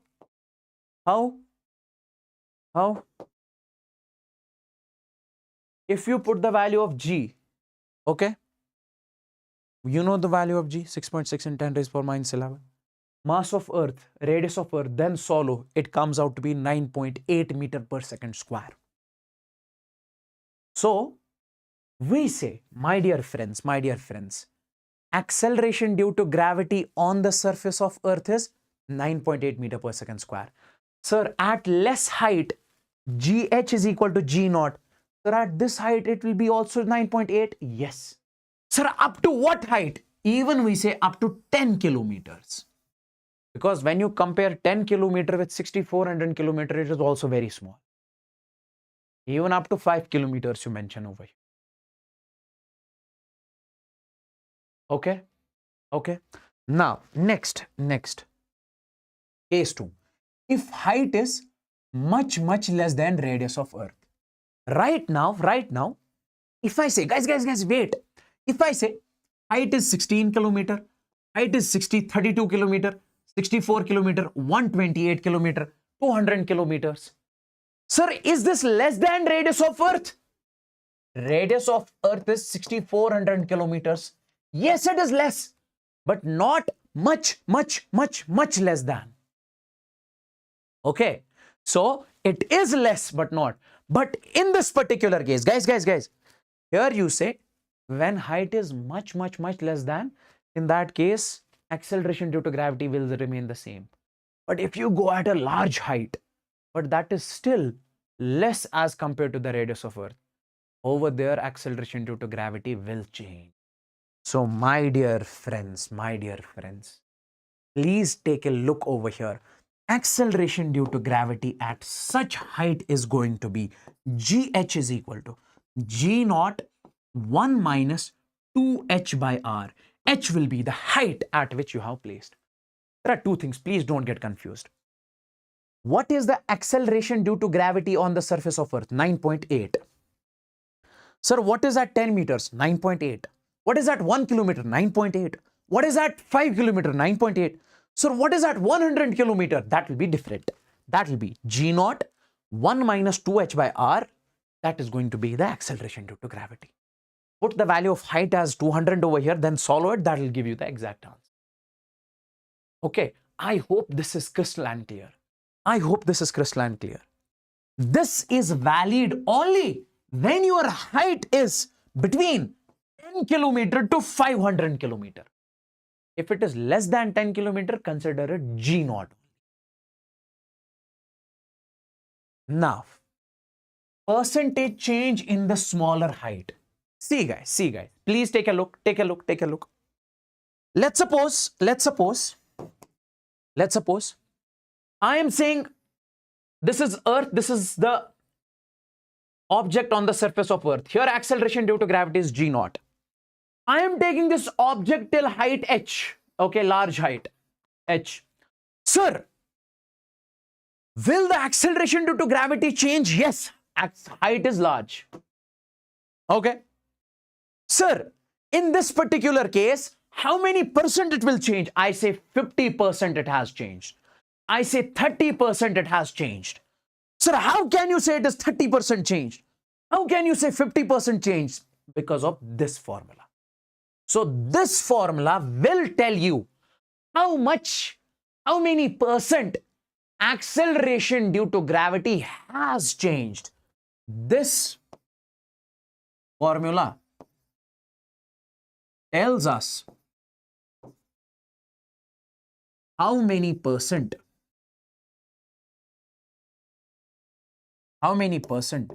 acceleration due to gravity has changed in height on moving to height h. Sir, what is that? Delta G by G into 100. Directly, I'll show you the questions. Please wait. I'll show you the question. Delta G by G into 100. This is what we call the percentage change in acceleration due to gravity. How many percent acceleration due to gravity has changed? Is equal to minus 2h by r into 100. See. I'll show you the question. That will clear the confusion. At what height above the surface of Earth G decreases by 2%? See, it says that, let's suppose you are on the surface of Earth. You are going till height h. Okay, you are moving till this height h. And G is decreased by 2%.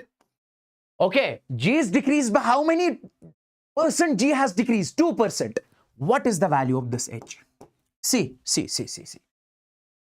What is the formula that we studied? We studied this formula. Delta G by G into 100 is equal to minus 2h by r into 100. So I will say as delta G divided by G into 100 is equal to minus 2h by r into 100. Minus 2h by r into 100. Now what is this? This is percentage change in G. And in the question it says, at what height above the surface of Earth G decreases by 2%. So value of this change in G, percentage change in G, percentage decrease in G, how many percent G is decreased? That's 2%. So I'll write over here, this is 2. Even I write minus 2. Why? because it has decreased. If it was increased, then plus 2. It is decreased, minus 2 is equal to, value of this is minus 2, is equal to minus 2h divided by r into 100. Mine 2 minus minus will go, r will go here, r divided by 100 is equal to h. What is r? R is the radius of Earth. So that is 6400 divided by 100. This and this will cancel, will be h. So h is going to be 64 kilometers. So means at 64 kilometers, acceleration due to gravity is going to decrease by 2%. 2%. How many of you got the super feel or crystal clear feel of this particular equation? Please write in the chats with the fire emojis. Please write in the chats with the fire emojis. How many of you got the crystal clear feel in this?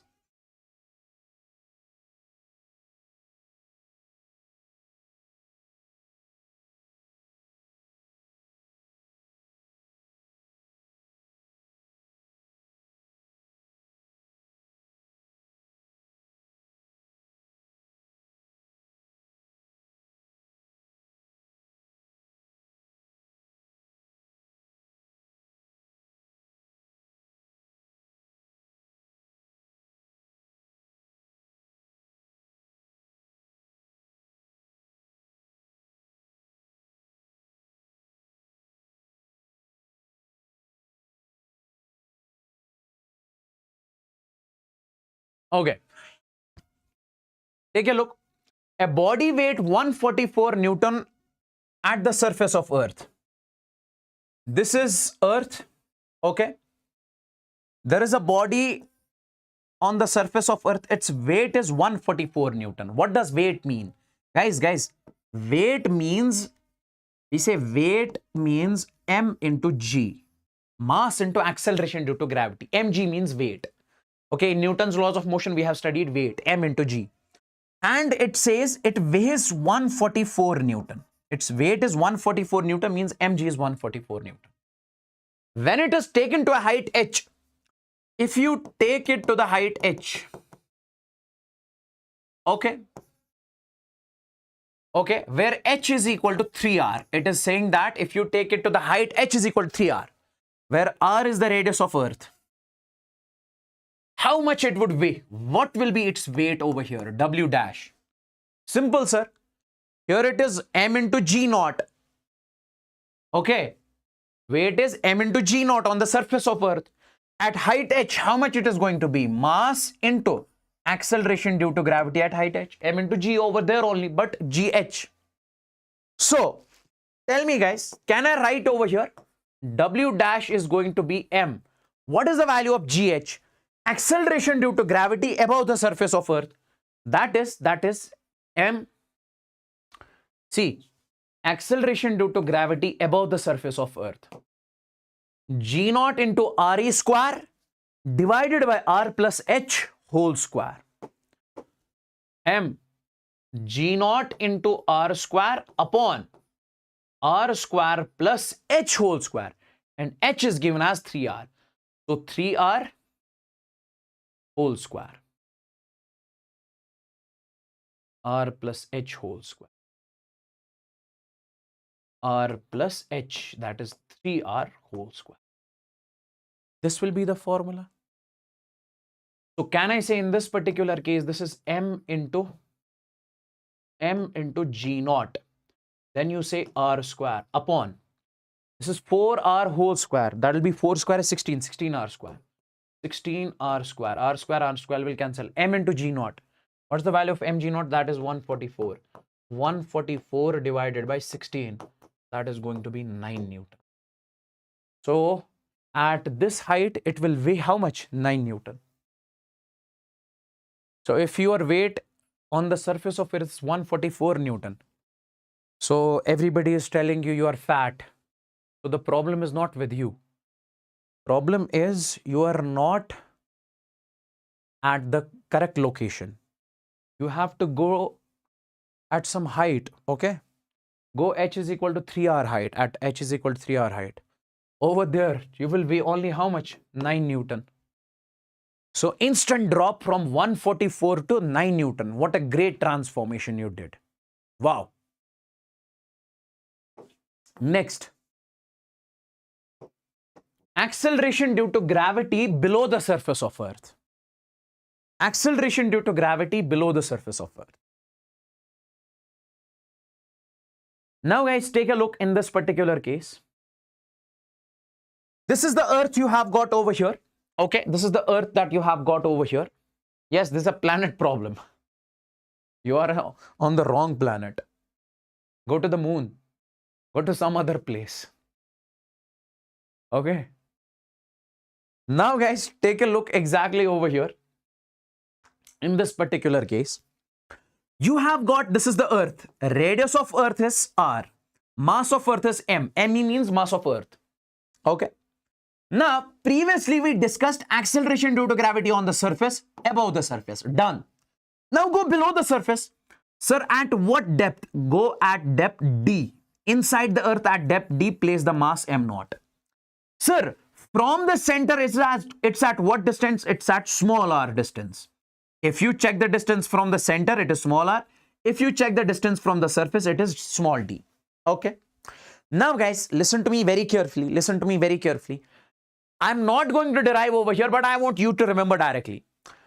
When it comes to acceleration due to gravity at this point, you say it is G, capital M, small r.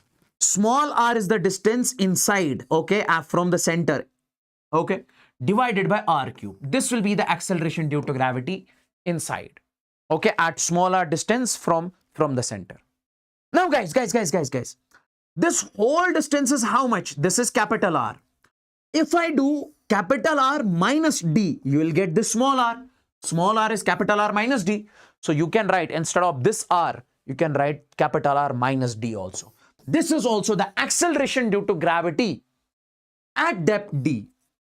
Okay, at depth D. You can say this is the acceleration due to gravity at depth D. You can say this is the acceleration due to gravity at small r distance inside the Earth. It's one and the same thing, just I'm basically using the different sentences over here. This is also the acceleration due to gravity inside, but from the center at distance r. This is the acceleration due to gravity inside at depth d. That's it. That's it. One and the same thing. Now guys, if I say in terms of G0, how do you write in terms of G0? Instead of this Gm, you can write G0 into R square, because we say this is equal to Gm. So you will be writing G0 into R square. So this, and then if you solve, it will come out to be like this. Okay, when you put that and when you solve, it will be like this. Guys, once again, at R distance from the center, this is going to be acceleration due to gravity. At D depth from the surface, this is going to be acceleration due to gravity. In terms of G0, it is going to be G0 1 minus D by R. What is D? D is the depth, R is the radius. And if I say percentage change in G, how much G has changed from the surface? Like. If an object is here, you have taken this object inside. Sir, how much G has changed? If I say, sir, 2% has G changed, 3% G has changed. So that is called the percentage change in G. How do you find it? Delta G by G0 into 100 is equal to minus D by R into 100. And what is this? This is percentage change in G. This is how much acceleration due to gravity has changed on moving inside, like previously at moving height h. I hope this is crystalline clear. This is crystalline clear. This is crystalline clear.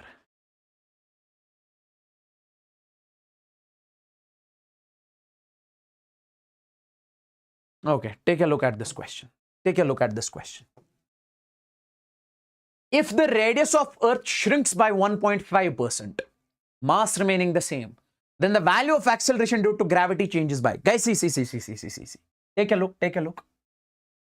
We say as G is equal to G is equal to gm by r square. This is acceleration due to gravity. This is acceleration due to gravity on the surface of Earth. This is acceleration due to gravity on the surface of. What I'm trying to say in this particular case is, it says that if the radius of Earth shrinks, guys, see, this is Earth. It says that if the radius of Earth shrinks, if the Earth shrinks, okay, if the radius of Earth decreases by 1.5%, R decreases by 1.5%. Okay, then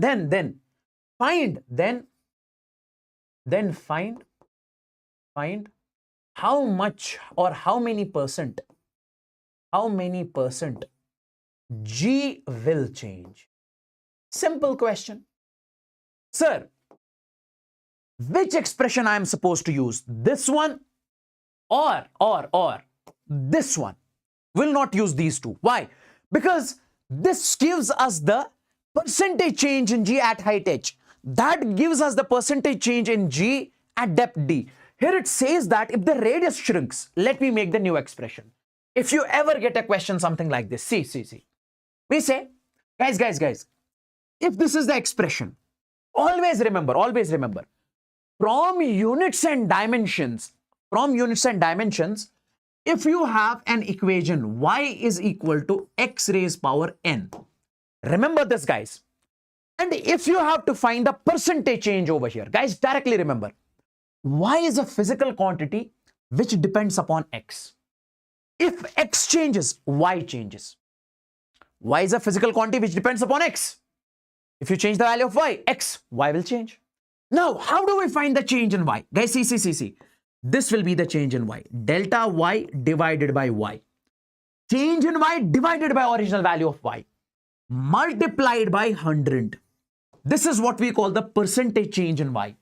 If you have to write the percentage change in any quantity, what will you do? Change in that quantity, delta y, divide by original value of that quantity, multiplied by 100 gives you in percentage, will be equals to power down, n down, delta x divided by x into 100. If it was x raised power 2, 2 down, delta x by x into 100. This will be the percentage change in x. This will be the percentage change in y.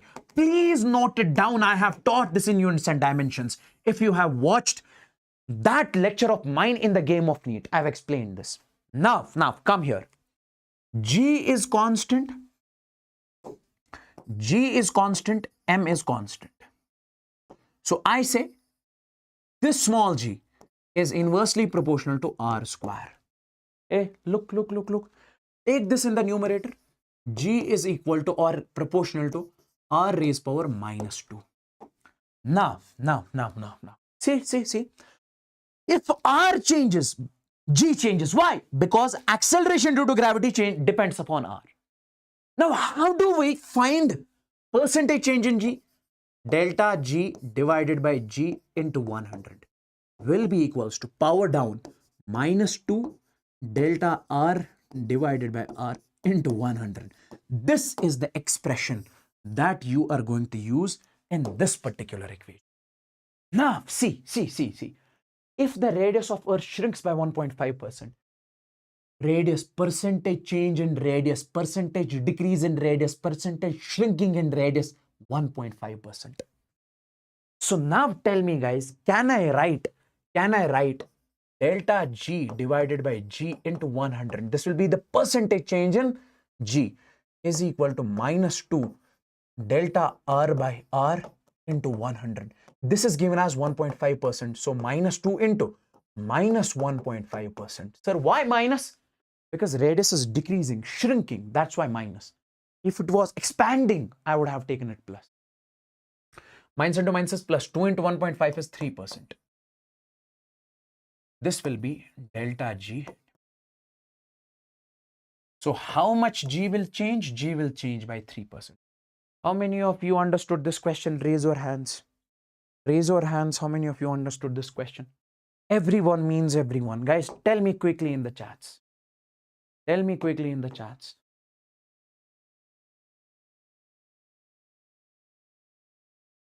Tell me quickly in the chats. Just give me a second, I'll get the water. Give me a second, I'll come back.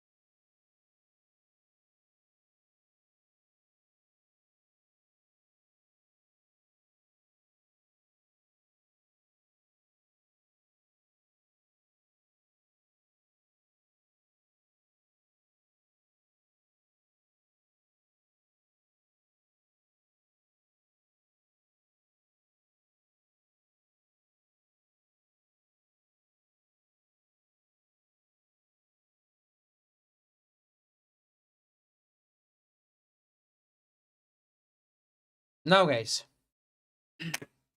tell me, what is the answer of this particular question? What is the answer of this particular question?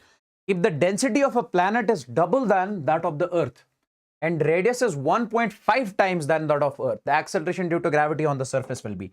Quickly, it is simple. You have got a planet, you have got Earth. This is Earth. Okay? This is planet, this is Earth. Okay? If the density of the planet is double that of the Earth, density of planet, rho p, is double that of Earth, 2 times rho e. And radius of planet is 1.5 times that of Earth, re. Then the acceleration due to gravity on the surface will be. We are supposed to find the value of acceleration due to gravity on the surface. Guys. Density is given. We will write the acceleration due to gravity in terms of density. That is rho, that is 4 by 3 pi rho g, and then we say r. Now tell me one thing, guys. Density is different, r is different. 4 by 3 constant, pi constant, g constant. Pi, g constant. So can I say in this particular case, this g is proportional to rho and r? Okay. Yes. So I can directly say, guys, gravitational acceleration due to gravity of the planet is going to be, or directly you can say, that is going to be, first I'll write for Earth. For Earth, it is going to be simply, that is rho and we say r. And when it comes to the acceleration due to gravity of the planet, it is going to be density of the planet, that is 2 times rho e. Radius of the planet, that is going to be 1.5, means 3 by 2 re. Guys, acceleration due to gravity will only depend upon rho and r. So for Earth, I am writing rho e re. For planet, I am writing 2 times rho e because for planet this is equal to density, this is equal to radius. Now this 2 and 2 will cancel. So Gp is going to be, that is 3 rho e re. Rho e re is Ge. So gravitational acceleration due to gravity on the planet is 3 times acceleration due to gravity on Earth. Simple. Simple. Okay. This I'll give you as homework. This is a very good question. Okay. And this also I'll be giving you as homework.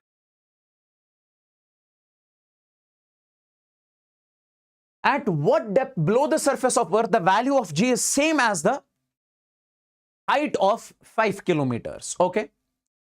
Okay. This is your homework question. And this is also your homework question. Make sure you do both of these from your end. Okay. Very important questions, both of these.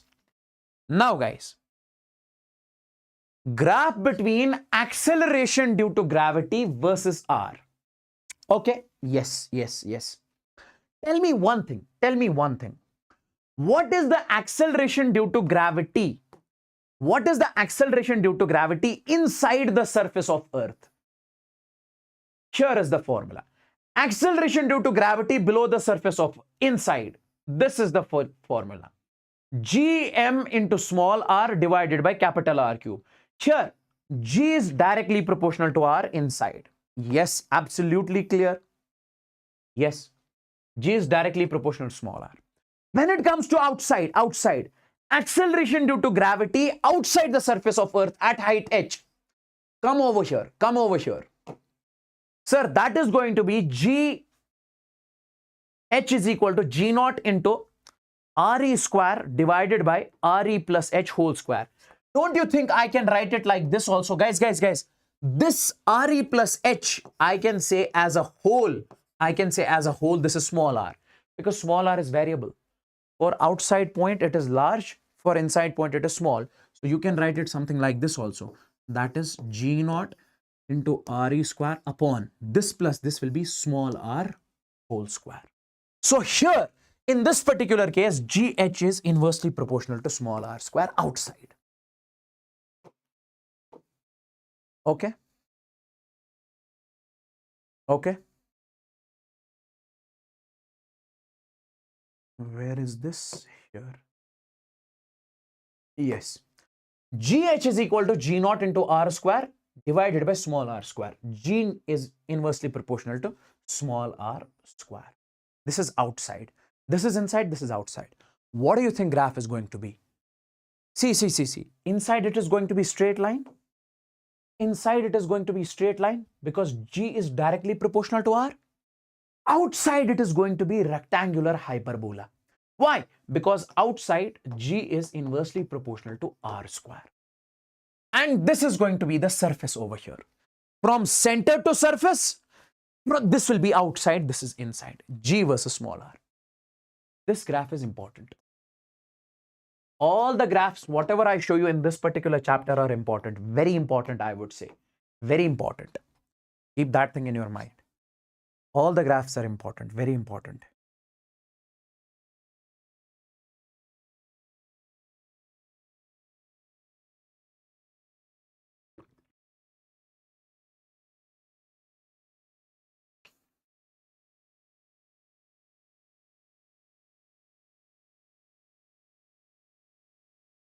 Okay. We'll finish the chapter in next 1 hour. Why are you asking for the break?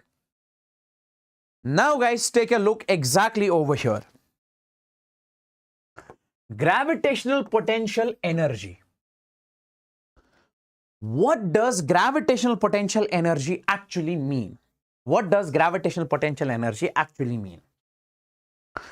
Guys, see. I'll make you understand the gravitational potential energy. I'll make it very simple. Listen, guys. Let's suppose I have a mass over here that is capital M. This is the mass that I have placed over here, that is capital M. Okay, yes. And there is one more mass which is placed over here at infinity. This mass is placed here at infinity. Another mass. This mass is placed at infinity. And guys, always remember, when it comes to the energy at infinity, whatever nobody has visited infinity, so we assume everything at infinity as zero. Yes. Now, guys, see. In this particular case, we say at infinity, we assume everything as zero. Now, I am saying, you bring this mass from infinity near to this mass. You bring this mass from infinity near to this mass. Okay. Near to this mass. Yes, sir. Now tell me.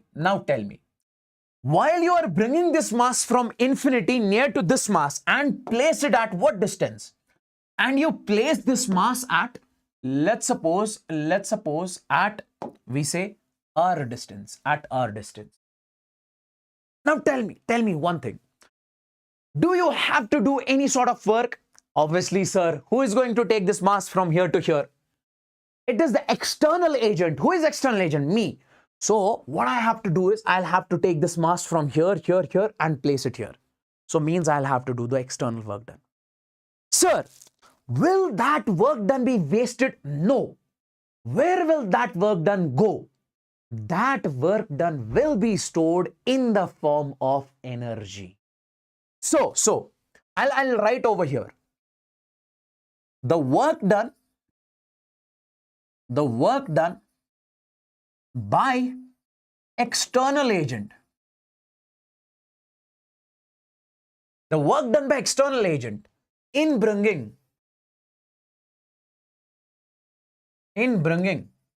the mass from infinity to r distance. From infinity to r distance is stored in the form of potential energy. Is stored in the form of potential energy. Now guys, when it comes to potential energy at infinity, sir, we say potential energy at infinity is zero. And here, potential energy at this point will be something. Now guys, understand one thing. If somebody says, sir, how do you define potential energy? Where does this potential energy come from? So while you were taking the mass from infinity to here, so you were doing the external work done. So that work done was stored in the form of potential energy. Now tell me. Can I say, so due to the external work done, potential energy is changed. How, sir? Because here potential energy is zero. Here it has something. So potential energy has been changed. So can I write mathematically, sir, W external, work done by external agent, is equal to change in potential energy? Yes. U means potential energy. Delta U means change in. So because of the external work done, potential energy has been changed. You can write it something like this. External work done is equal to U final minus U initial. Now one more thing. Guys, tell me one thing. In this particular case, understand one thing very carefully. This mass, on this particular mass, we say gravitational force is acting in this direction. This mass is applying the gravitational force in this direction. Okay? You are applying the external force in this direction. This is the external force. We apply external force opposite to the gravitation. Why opposite? Because we say, if you do not apply the gravitational force, this force will apply on this mass, okay? On this mass, we say gravitational force will act. Due to this gravitational force, its velocity will increase. It will accelerate. So we say, it will gain kinetic energy. But we do not want the kinetic energy to increase over here. So what we do is, we apply the external force over here in the opposite direction. This is exactly equal to this, slightly less than this. Now this mass moves slowly, slowly, slowly. Now, in this particular case, we say kinetic energy remains constant. It does not increase. Sir, what is this you are saying? Ignore it. Simply, gravitational force acts in this direction. External force acts in this direction. Okay? Yes. Now tell me. Here, we say whatever is the value of gravitational force, same will be external force. So this gravitational force will be exactly equal to the external force. But since they are opposite, so I'll put the negative sign. Since they are opposite, so I'll put the negative sign. Okay. Now guys, tell me one thing. See, you said work done by external agent is equal to change in potential energy. And. So work done by external force is equal to change in potential energy. That's one and the same thing. Now, this gravitational force is negative of external force. So whatever is the work done of this, same will be for gravitational force. Yes, but will be opposite, but will be negative. Now see, I'll just write over here. So I can say in this particular case, work done by gravitational force is exactly equal to negative of work done by external force. Why? Guys, I am saying gravitational force is exactly equal to the external force. So whatever the work will be done because of external force, same work will be because of gravitational force. And put the negative sign because they are opposite. So can I say this work done by gravitational force will be negative of work done by external force, that is delta U. So keep this thing in your mind. And this gravitational force is the conservative force. Guys. So we write work done by conservative force is equal to negative of change in potential energy. I wanted to explain two equations. Rest you can ignore whatever I said. First is work done by external agent is equal to positive of change in potential energy. Work done by conservative force is equal to negative of change in potential energy. That's what I wanted to explain. This is the proof. That's it. Yes, sir. Now tell me one thing. Then since you are moving this object from here to here, you are doing the work done, large work done. So due to the large work done, there will be large change in potential energy. If you move it a bit, you are doing the small work done. So due to the small work done, could you please tell me how much will be the change in potential energy, small potential energy?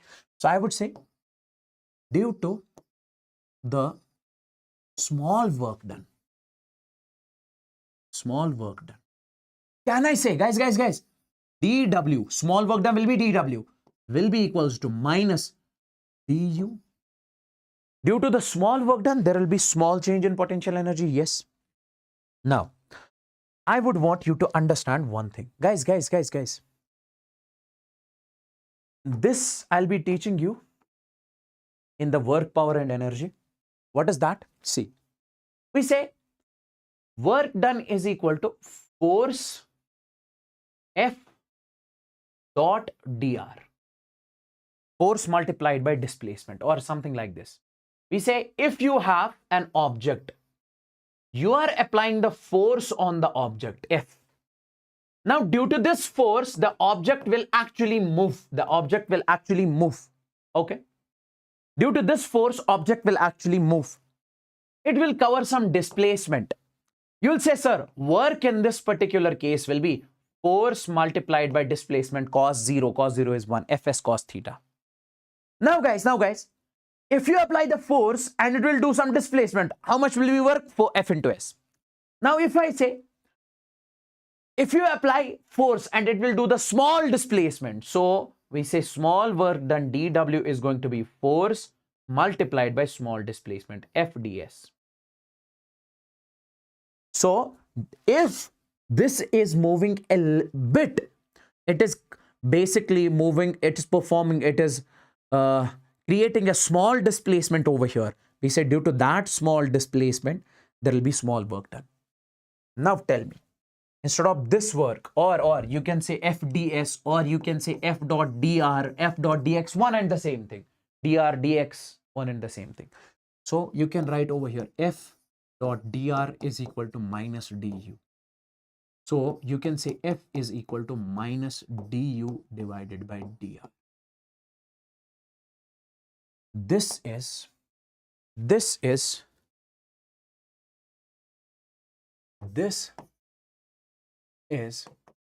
the relation between force and potential energy.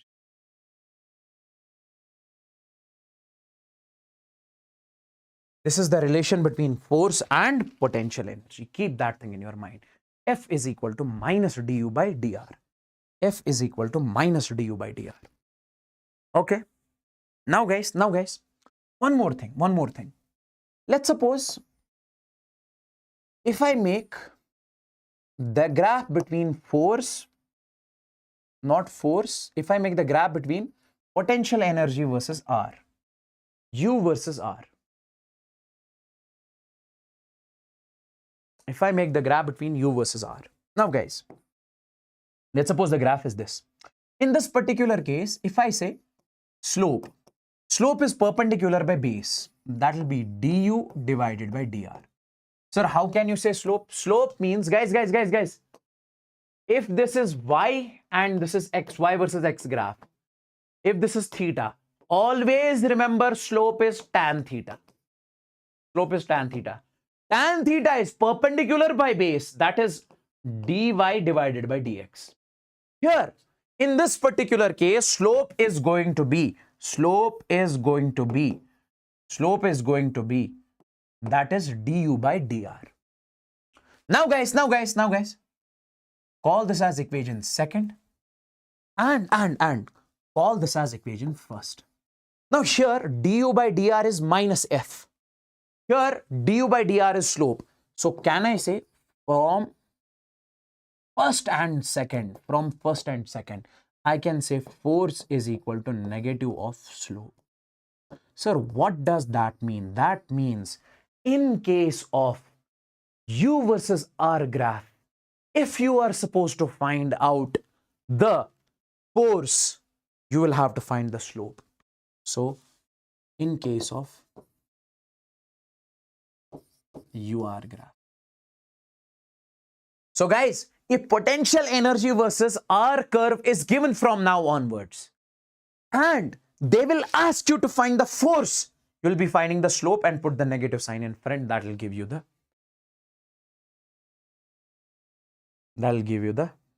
force. Is that clear?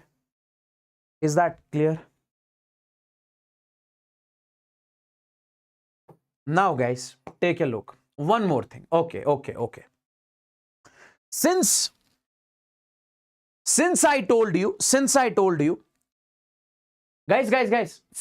you, if you take the object, if you take this mass from this point to this point, if you take the mass from this point to this point, and you guys are supposed to find out, sir, how much is the work done? So while you are taking the mass from infinity to this point, you are doing the work done. That work done will be stored in the form of potential energy. And if somebody says, how much will be that potential energy? Now guys, the work done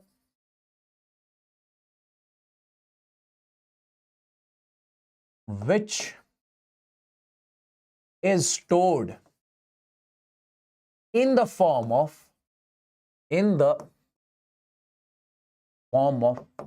potential energy will be, guys, the work done which will be stored in the form of potential energy will be U is equal to minus G capital M small m divided by R. So my dear friends, directly I am saying, if you are bringing this mass from this point to this point, how much will be the potential energy stored? That is G capital M small m divided by R. As simple as that. So from now onwards, if somebody says you have got M1 mass, You have got m2 mass. Distance between these two is d. How much is the potential energy between these two? U is equal to minus g m1 m1 m2 divided by r. As simple as that. As simple as that. I hope this is crystalline clear. I hope this is crystalline clear. So, and always remember, potential energy exists between the pair of masses. So means if you have two masses, then only you can define potential energy minus g m1 m2 by r. Okay, you cannot say I have only one mass and I'll define the potential energy. No. So there has to be two masses. So now guys, from now onwards, if somebody says, where does this potential energy come from? If you bring the mass, so what is this actually over here? Actually, this mass was at infinity. Somebody took it from the infinity, placed it over here. Then he did some work. That work done was stored in the form of potential energy. That potential energy is this. Is this crystalline clear? Please tell me in the chats. Please tell me in the chats if this is crystalline clear. Everybody out there. Everybody out there.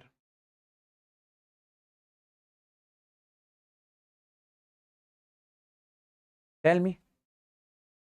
Guys, let me know in the chats if this is crystalline clear to each and every single student.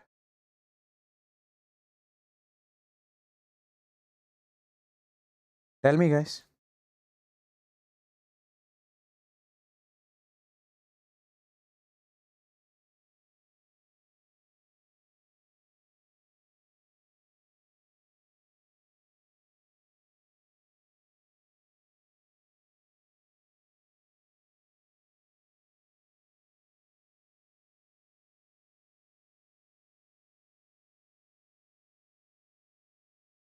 Tell me, guys.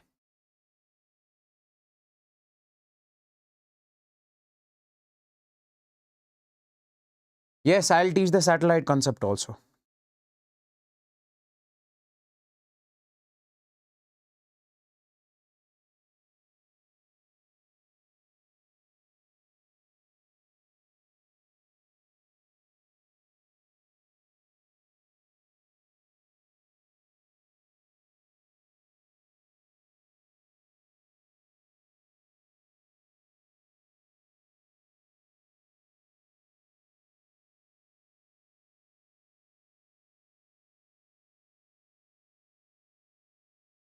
Now, guys, take a look.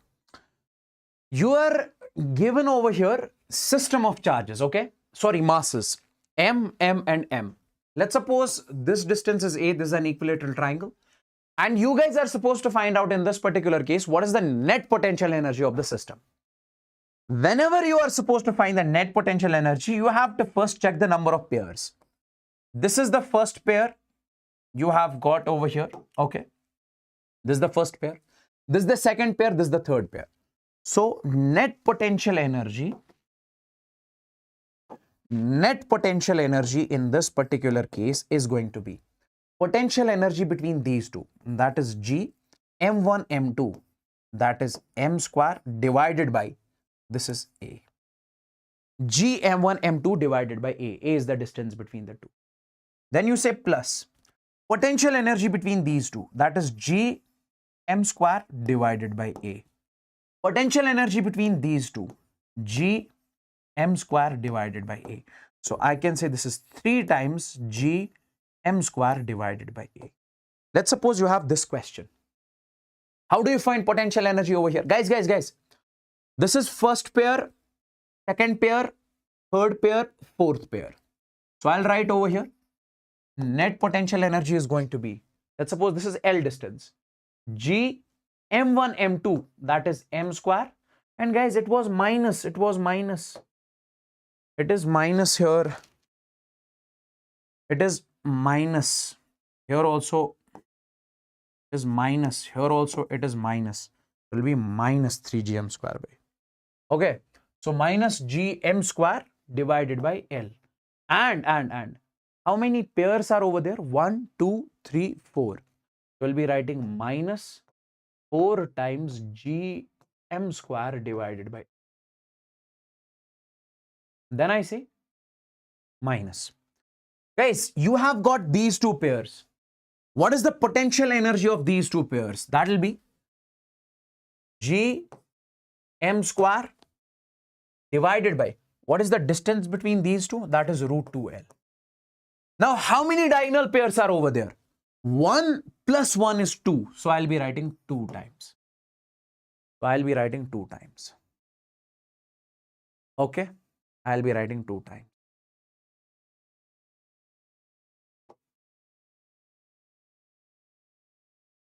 Okay, could you please tell me 4-point objects placed at the corner of a square and fifth mass at the center? Find the work done in taking the fifth mass from center to infinity. Guys, see. This is a good question actually. You have got a square over here. It says that 4-point masses are placed at the corners, okay? And fifth point mass is placed at the center. And then it says, what is the work done in taking this mass from center to infinity? How much is the work done? Whenever they ask you to find the work done, directly remember, my dear friends, work done means change in potential energy. Simply, if they ask you work done by gravitation or conservative, then put negative sign. If they directly ask you work done, then take positive, work done by external force. Okay. Now, this will be U final minus U initial. Now, guys, finally, it's at infinity. So, I can say U final is going to be, in this particular case, 0. Why? Because finally, it is at infinity. When it comes to initially, guys, U initial, what will be the initial potential energy? Guys, when this mass is at center, I would want you guys to understand when this mass is at center. Let's suppose this side is L. How much is this distance going to be? This will be L divided by root 2. L divided by root 2. Now, guys, tell me. If I say initial potential energy, that will be energy of this between these two, between these two, between these two, between these two. Let me write it. That will be minus, we say G, M into M will be M square upon distance between these two is L divided by root 2. And how many pairs? 1, 2, 3, and 4. So I'll have to write over here, this is going to be U initial is going to be minus 4 times. So it will be, take this over here. So minus 4 root 2 G M square divided by L. Now, guys, work done is going to be U final minus U initial. U final is 0 minus. Then we say minus 4 root 2 G M square divided by L. Minus into minus is plus. So this is 4 root 2 G M square divided by L. Is this clear? Is this clear? Guys, see the definition of potential energy. It is the amount of work done in bringing the mass m from infinity to that point in the gravitational field. That will be the potential energy stored in that mass, which I discussed already. Now, let's move on to the gravitational potential. Let's move on to the gravitational potential. Let me explain the potential here. Let me explain the potential here. I would want you guys to give me the 100% attention.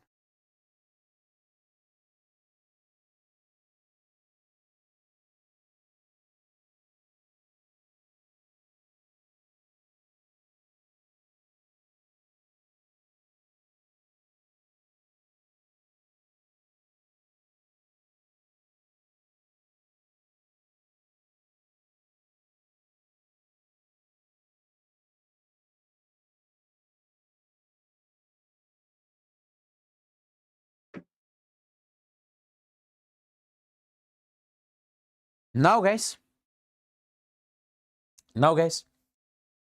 let's suppose I have got a mass m over here. This is the mass m. This is the mass m. Okay. And I have another mass m which is at infinity. And right now it is 1 kg mass. And this is what we call the unit mass. Okay, this is what we call the unit mass. And I want you guys to bring this mass from infinity to r distance. I want you guys to bring this mass from infinity to r distance. Okay, I want you to bring it from infinity to r distance. Now you tell me, if you bring it from infinity to r distance, do you have to do any sort of work? Do you have to do any sort of work? Yes. So can I say in this particular case, on bringing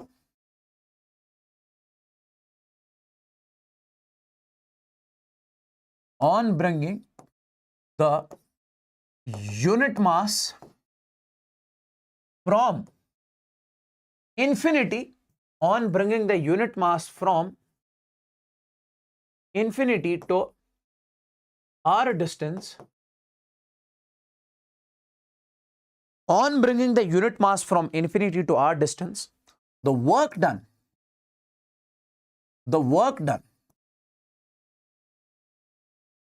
will be stored in the form of potential energy. We studied this, yes. And if somebody says, how much is this potential energy? You'll say, sir, this potential energy is G, capital M, small m divided by, we say, R, minus G, capital M, small m divided by R. Yes. Now, what is the value of this mass over here? Guys, see. You say U is equal to minus G, capital M. This mass is 1 kg divided by, we say, R. Now, guys, you can write it like this, minus Gm divided by R. Can I say this is the potential energy stored in bringing a unit mass, in bringing 1 kg mass, and this potential energy is called potential. So, this potential energy of one of unit mass is called potential. This potential energy of unit mass is called potential. Sir, is potential energy? Yes. Potential is nothing but potential energy of unit mass of 1 kg mass. And we represent it with V. So we say V is equal to minus Gm divided by R. Or you can write it like this. Potential is potential energy per unit mass. Potential energy per unit mass. So I can say, guys, V is equal to, we say U divided by M, potential energy per unit mass. So you can say V is equal to, what is the value of U? Minus G, capital M, small m divided by R divided by this m, this and this will cancel. Here also you'll get the same expression, Gm divided by R. So what is potential from now onwards? It is the potential energy of 1 kg mass. So now let's take a look at the definition. What does the definition say? It is the amount of work done in bringing the unit mass. In bringing the unit mass means 1 kg mass from infinity to that point. Okay? So it is the amount of work done in bringing the unit mass from infinity to that point. That will be stored as potential energy, and that is called the potential. Okay? So guys, from now onwards, you'll be directly remembering, if you have a mass m, because of this mass m, we say potential at r distance is going to be V is equal to minus Gm divided by R, minus Gm by R. As simple as that. As simple as. Now, take a look. Guys, see. Find the value of I, gravitational field intensity I, and potential at the center. Guys, tell me one thing. when it comes to the gravitational field intensity, we say gravitational field intensity, I, is a vector quantity. It has direction and magnitude. When it comes to the potential, V is scalar. It has only magnitude. See guys, at this particular point, at the center, we say, see.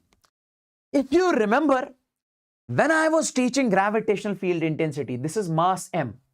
We said due to this mass m, at r distance, gravitational field intensity I is equal to minus gm divided by r square, if you remember. And direction is towards the mass. That's why we are putting the negative sign here. Okay, now tell me. Because of this mass, field at this point will be towards the mass, that is I. Because of this mass, field will be towards the mass, that is I.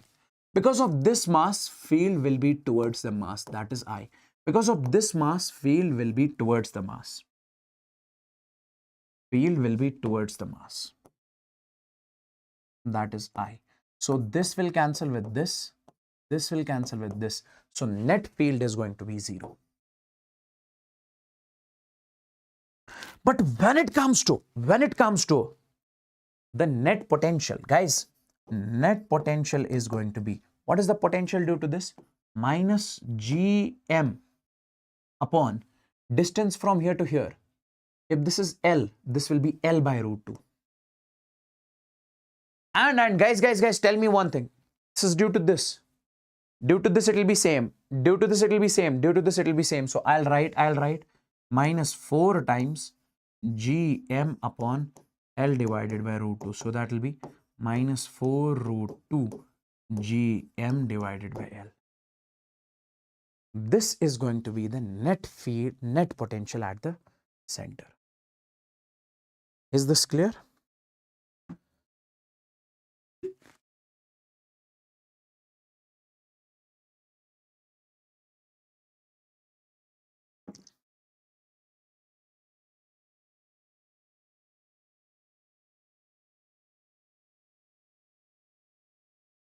Now guys, this is your homework. You guys are supposed to find the net field intensity and net potential at this particular point, okay?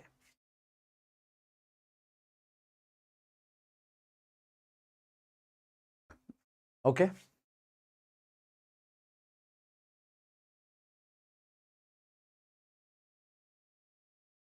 Or find out at the center. Tell me what is going to be the field at the center and potential at the center.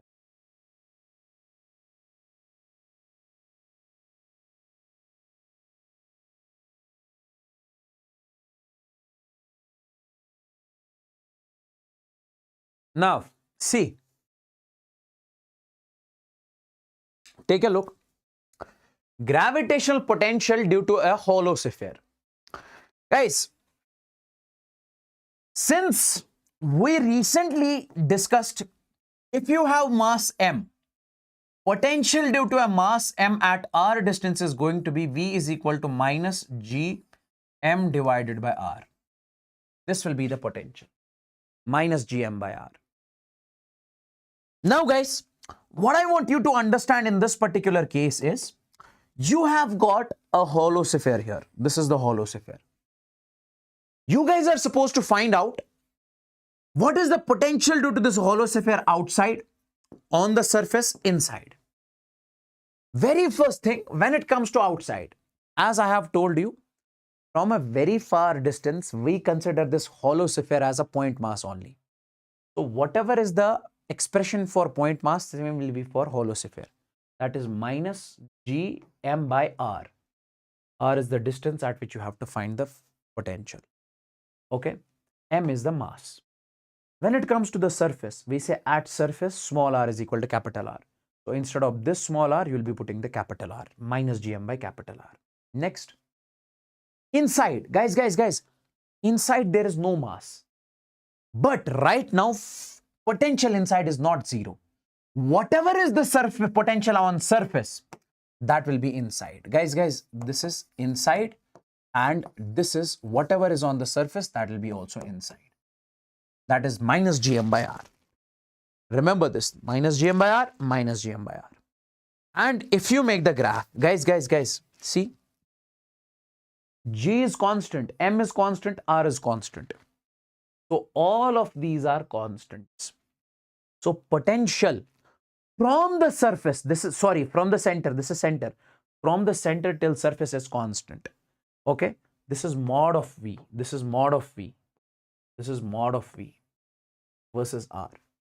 Then this is inside, this is outside. Outside you can see, outside you can see. V is inversely proportional to R. So outside, V is inversely proportional to R. So rectangular hyperbola. This is outside. This is inside the sphere. If you make the graph between V versus R, then make it from the negative side. This is between mod of V versus R. Take a look. Potential due to a solid sphere. Guys, see, solid sphere means which is filled inside also with mass, cricket ball. Outside, potential is going to be same whatever is due to the hollow, gm by small r. Small r is the distance at which you have to find the field outside. Okay. Okay. Now guys, then on the surface, we say value of small r is equal to capital R. So instead of this small r, this will be the capital R. Then when it comes to inside, right now inside field is going to be different. See guys, minus gm divided by 2r cube. What is capital R? Capital R is the radius. Then 3r square, 3 capital R square, radius minus small r square. What is small r? Small r is the distance at which you have to find the field inside. This is the small r. Sir, is this also small r? Yes, small r is variable. So it is for outside point, it is large. For inside point, it is small. Okay. Okay.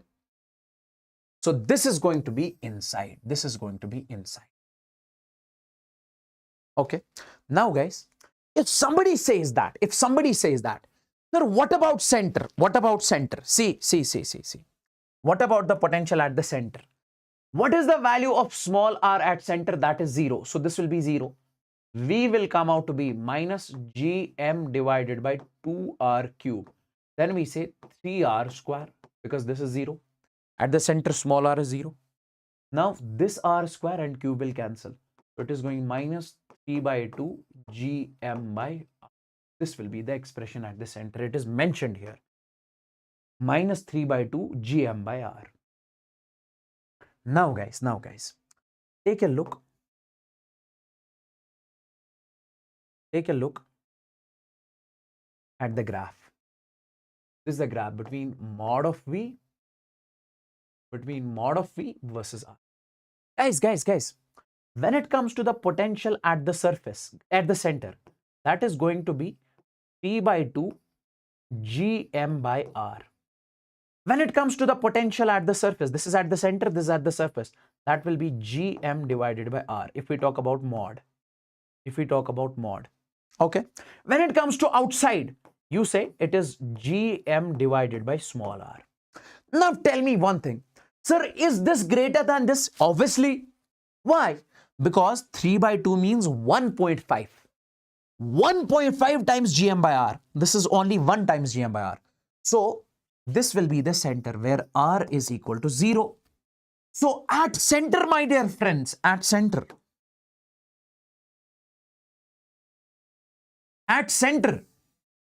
this is r is equal to 0. At center, I would say potential is maximum 3. So graph will start from maximum. Then graph will go down. So this will be V at center. This will be V at surface. Okay. Then, so till here it is inside. And this will be surface where small r is capital R. Then outside, I would say. Then outside,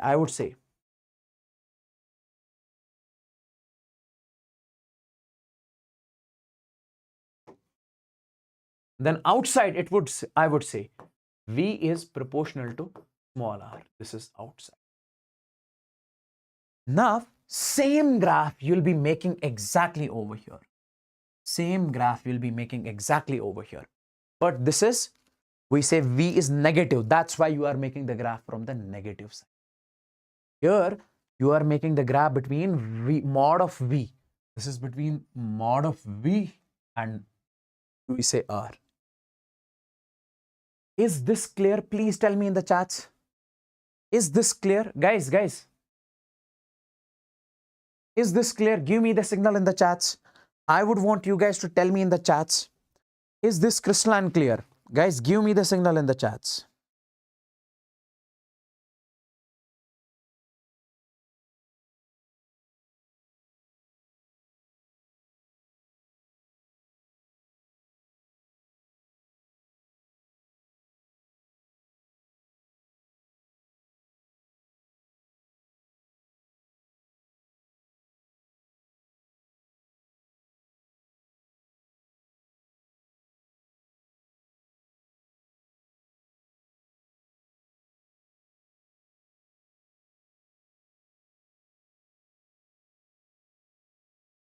Is this clear? Please tell me in the chats. Everyone means everyone. Who sir is watching?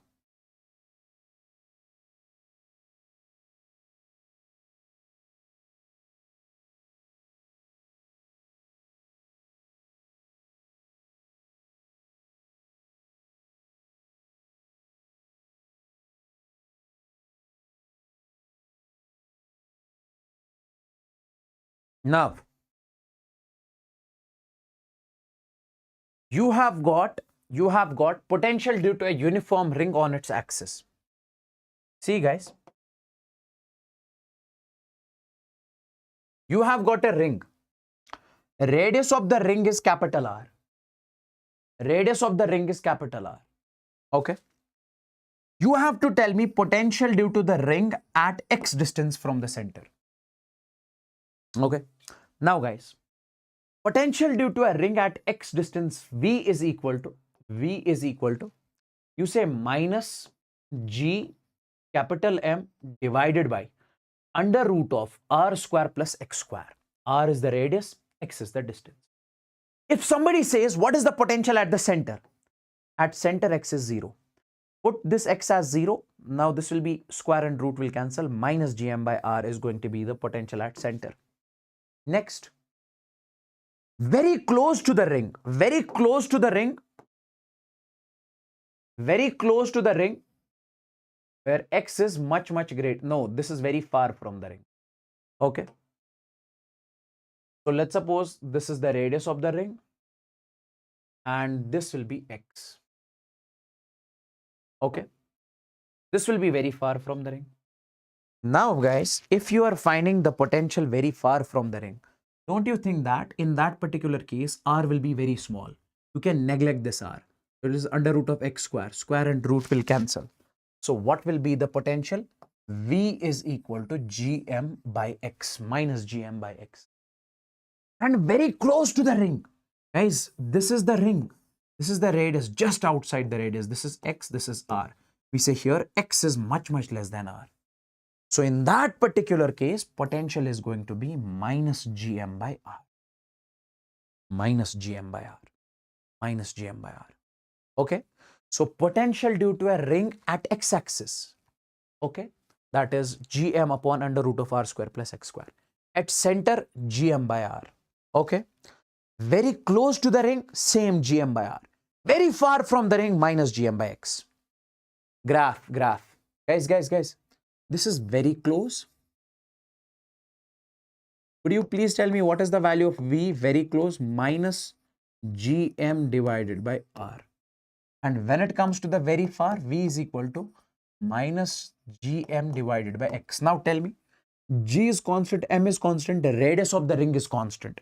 So potential is constant. Till what? Okay. This is till close distance. When you go very far, V is inversely proportional to x, so rectangular hyperbola. Rectangular hyperbola.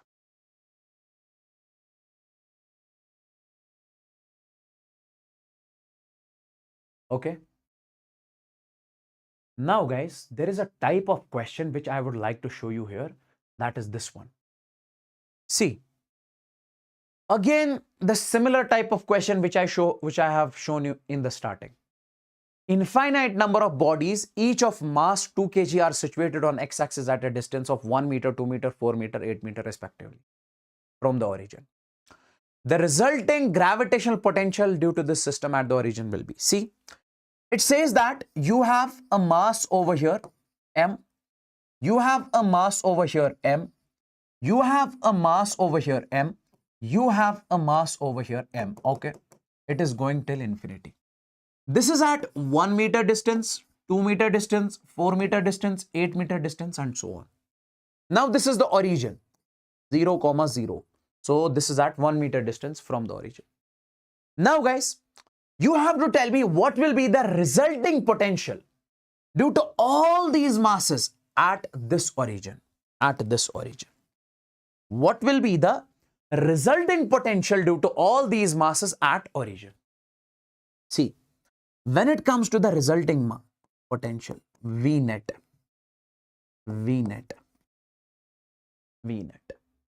guys, simply you say potential due to this mass, that will be minus gm divided by this distance 1, gm by r.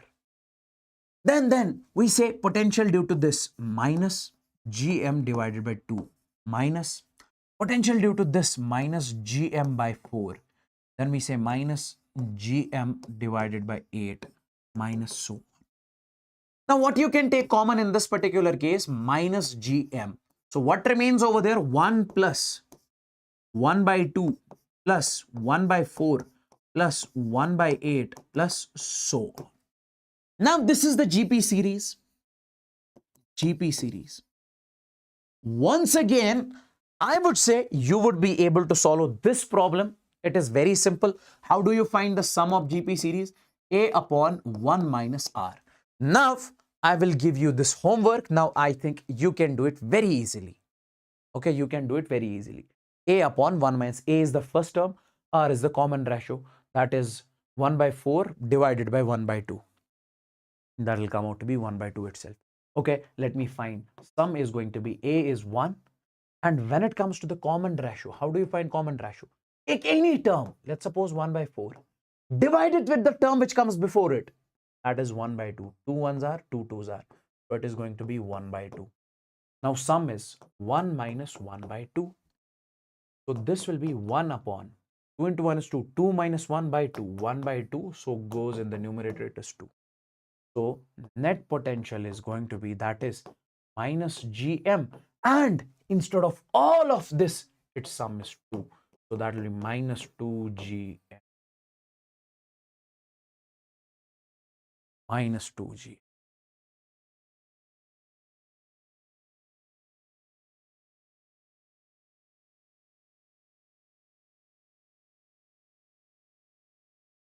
Now, this question. If gravitational potential at the center of a solid sphere is assumed to be 0,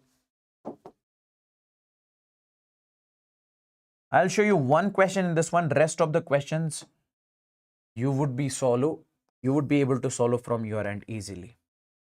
It says that if gravitational potential at the center of a solid sphere is assumed to be 0, it says that if you assume gravitational potential at the center of the solid sphere as 0, then the potential at its surface will be, then you have to find the potential at its surface. Guys, tell me one thing. When it comes to a solid sphere, what is the potential at the center of a solid sphere? 3 by 2 gm by r.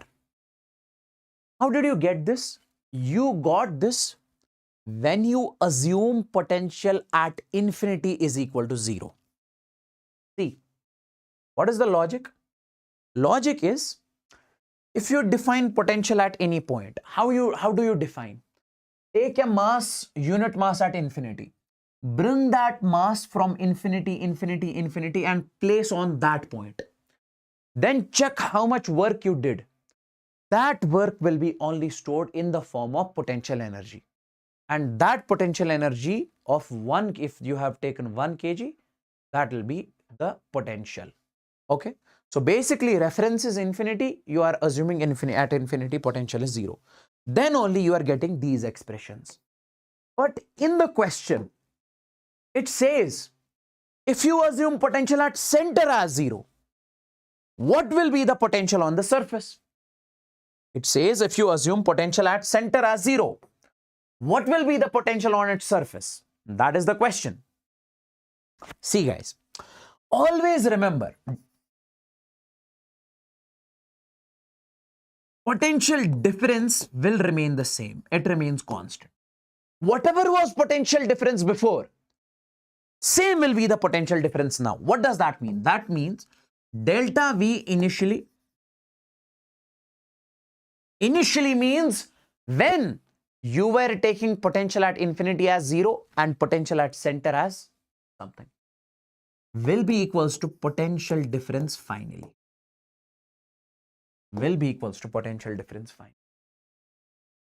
Now guys, in this particular case, guys, potential difference initially, that is, what is the difference between the potential? That is potential at the center minus potential at the surface. That is the difference between the two. Okay, remember this approach. Potential difference remains the same. Okay, this is initially. Okay, finally, potential difference at center minus potential difference at surface. Finally. Now tell me, potential at center initially. Right now we are assuming 0. What was initially? That was minus P by 2 Gm by R minus. What was potential difference on the surface initially? That is minus Gm by R. Minus into minus is plus. Gm by R is equal. Right now potential difference at center, that we are assuming 0 minus Vs we have to calculate. Done and dusted with the question. This is the approach that we'll be using in this problem pattern. What? Potential difference is going to remain the same. Now tell me, can I say this Vs minus Vs is going to be, guys, see, in this particular case, Gm by R, I'll write over here, Gm by R, then it will be minus 3 by 2 plus we say 1. Now tell me, 2 into 1 is 2, minus 3 plus 2, that will be minus 1 by 2. 2 into 1 is 2, minus 3 plus 2, that will be minus 1 by 2. Minus Vs is equal to minus Gm divided by 2R. Minus minus will cancel. So this was going to be Gm by 2R. This is the answer of the question.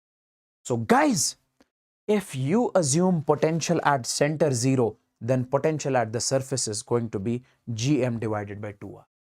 If you assume potential at infinity as 0, then potential on the surface is going to be Gm divided by R, which we have proved already.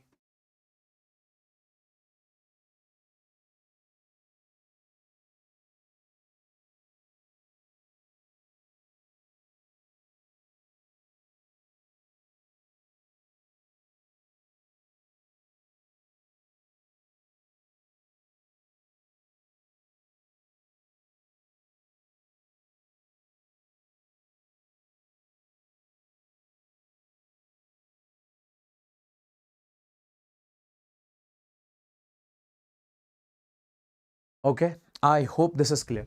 Now guys, this is the question on the similar pattern that I'll give you as homework. What does this question say? If the potential at the surface of a solid sphere is 0, potential at the surface of a solid sphere as 0, then potential at infinity will be, you have to calculate the potential at infinity. Okay, similar approach we'll be using exactly over here. Keep this thing in your mind.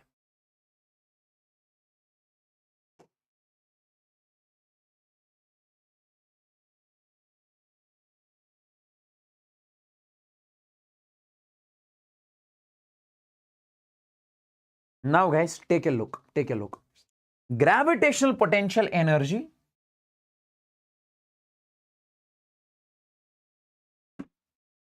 gravitational potential energy of Earth mass system.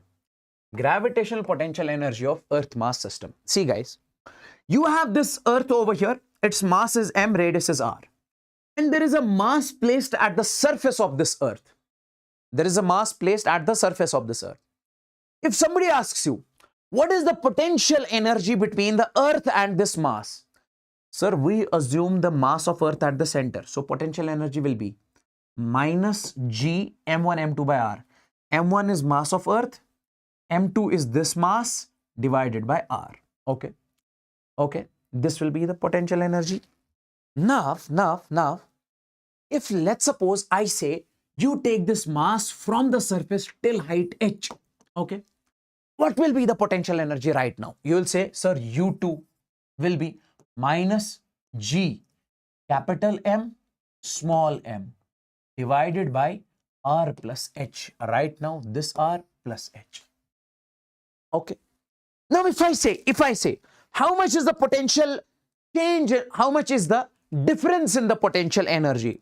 How much is the difference in the potential energy? That is delta U. You'll be saying, sir, final minus initial U2 minus U1. U2 is this one. Okay, minus G capital M small m divided by R plus minus. Initial is this one. Okay, initial is this one. Then, if you do the simplification solo, this is going to be the change in potential energy. That is G capital M small m into H upon R into R plus H. And we can write this expression something like this. Guys, we can write it something like this also. See? Okay, like this. GMM into H upon R square into 1 plus H. So, this expression, we can write it something like this. Okay, yes. Now, GM by R square. GM by R square is G, acceleration due to gravity. Put it here. So, it will become this M GH upon 1 plus H by R. This will be the change in potential energy. So guys, what I'm trying to say in this particular case, if, guys, if you have an object placed on the surface, then if you take it to the height h, how much is going to be the change in potential energy? That is this one. mgh upon 1 plus H by R. This was the expression which was asked in 13, NEET 2013, 17, 19. Directly remember this. Now, one thing. Let's suppose if I say height is much less than radius of Earth. 10 meters, 20 meters, 500 meters, 1 kilometer. Okay. In that case, this height is very small as compared to the radius of Earth. Means this very small quantity divided by very large quantity, this will approximately become 0.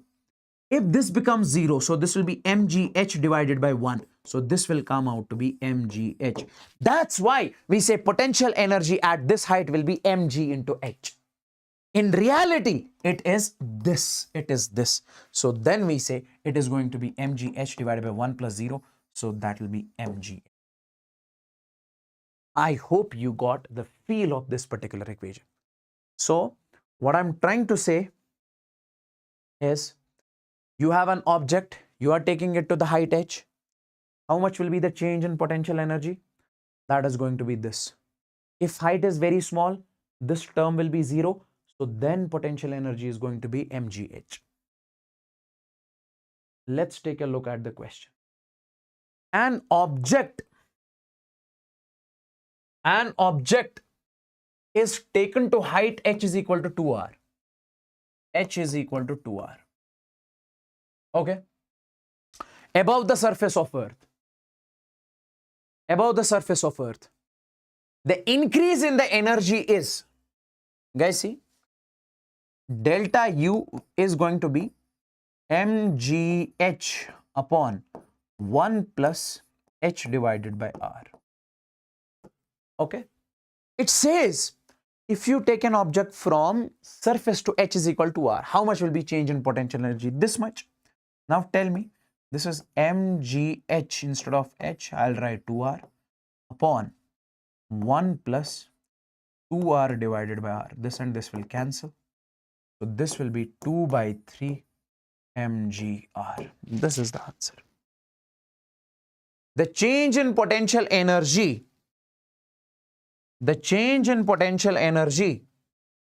when a mass m is raised, the change in potential energy when a mass m is raised to a height n is equal to h is equal to nr.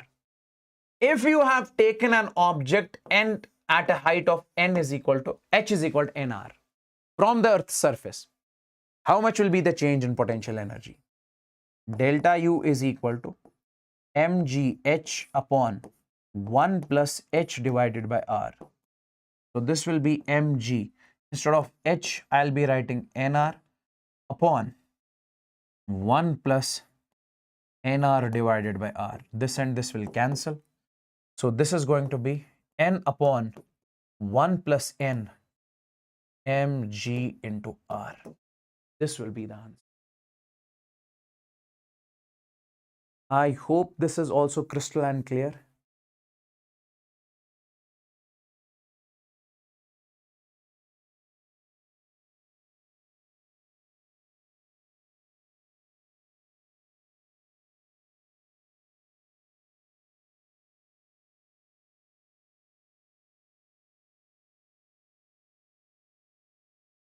Is this clear?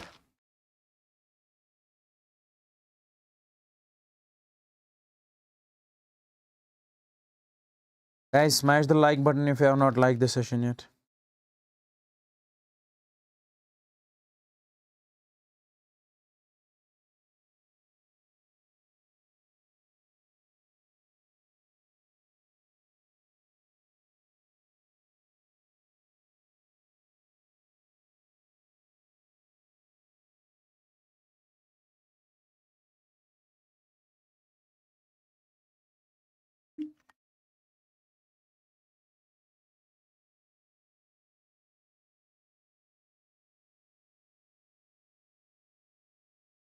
Now guys, let's move on to the escape velocity.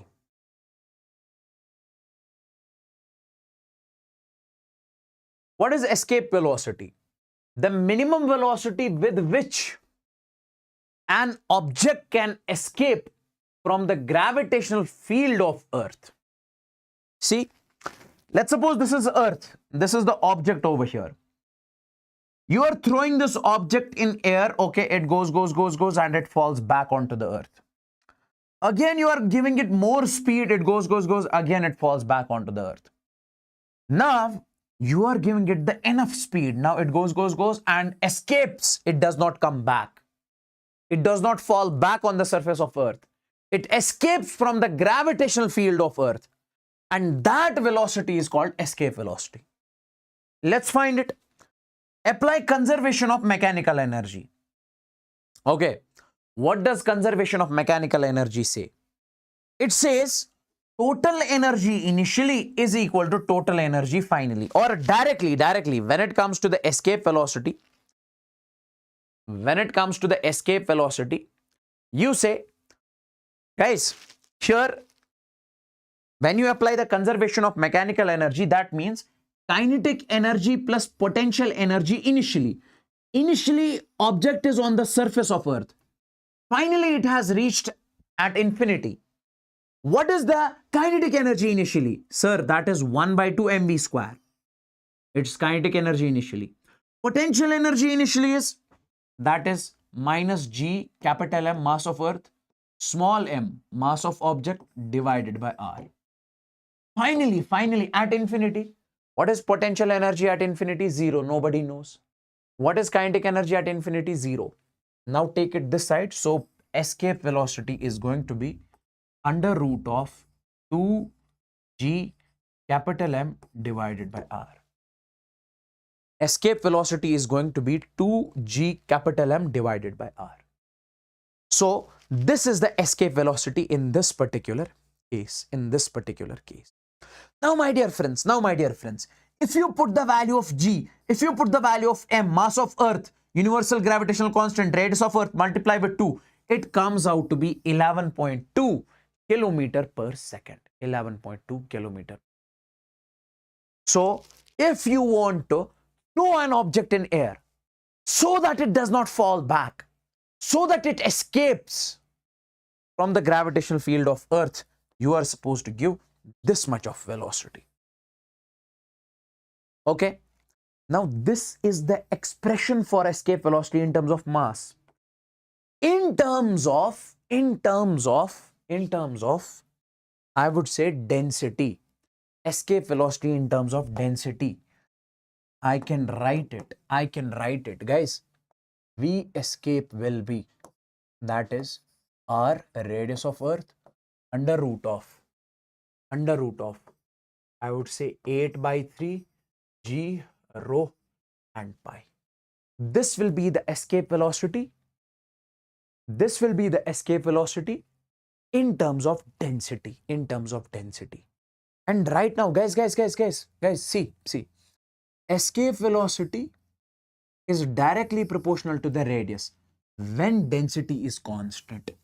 If density is given as constant in the question, escape velocity is directly proportional to the radius. If I would say mass is given as constant in the question, then escape velocity is inversely proportional to the radius r. So here, if mass is constant, V is inversely proportional to root r. Graph will be rectangular hyperbola. And if density is constant, V is directly proportional to r. So graph will be straight line.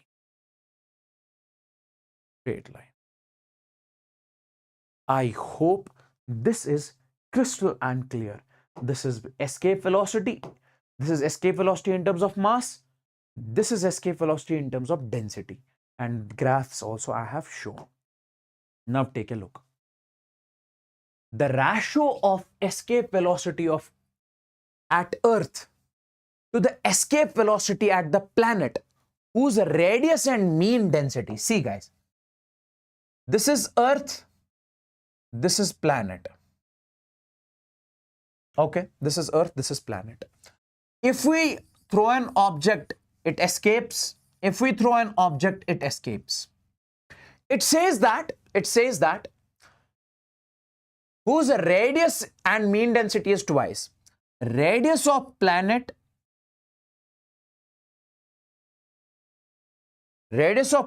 is 2 times radius of Earth. Density of planet is 2 times density of Earth. The ratio of escape velocity at the Earth to the escape velocity at the planet whose radius and mean density is twice as that of Earth. Yes, you have to find what is going to be the ratio of escape velocity. Guys, see.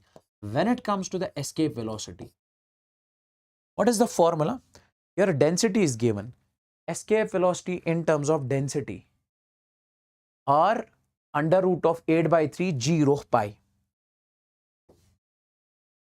R under root of 8 by 3 G rho and pi. Okay. Now you tell me one thing. In this particular case. Guys, here in this particular case, radius is different. 8 by 3 is constant, G is constant, pi is constant. G, pi are constants. So can I say this escape velocity is proportional to, I would say, R under root of density? Yes. Now tell me, escape velocity on Earth divided by escape velocity of planet, we have to find the ratio. So that will be radius of Earth, that will be R, density of Earth, RE, density of Earth is rho E, divided by radius of planet, that will be 2 times RE, density of planet, 2 times of rho E. RE cancel, rho E cancel. So it is going to be 1 upon 2 root 2. So this is going to be the ratio. 1 upon 2 root 2.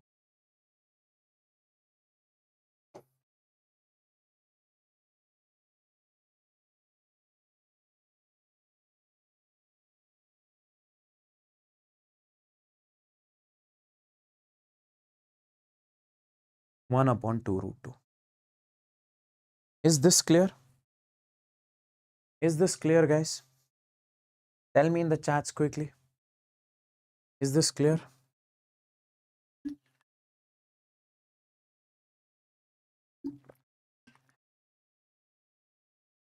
It'll take us 30 to 40 minutes more. We'll finish by 10 o'clock.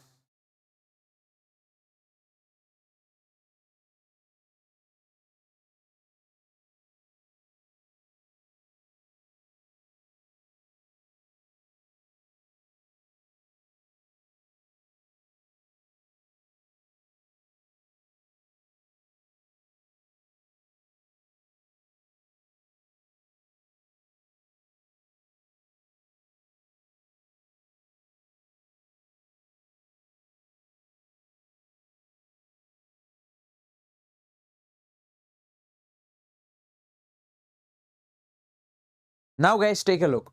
Satellite motion. Satellite motion. When an object moves around a planet, in a circular path, this motion is called satellite motion. When an object moves around the planet, it is called satellite. It can be anything. In order to make anybody move around the planet, we go at a height from the surface of Earth, then throw the object tangentially with high speed. Guys, see, what does it say? This is Earth. This is the surface of Earth. Let's take an object and let's go at some large height h. Then we throw this object tangentially, okay? When you throw this object tangentially, understand one thing very carefully. We say in the downward direction, gravitational force is acting. In the forward direction, velocity is there. Now, gravitational force wants to pull the object downward, but due to the velocity, it wants to go forward. So resultant path will be this. When object reaches here, velocity is forward, gravitational force is inward. Again, resultant path will be this. When object reaches here, due to velocity, it wants to go forward. Due to gravitational force, it wants to go inward. But resultant path will be this. So, this motion around this Earth, around the planet of this object, this is what we call the satellite motion.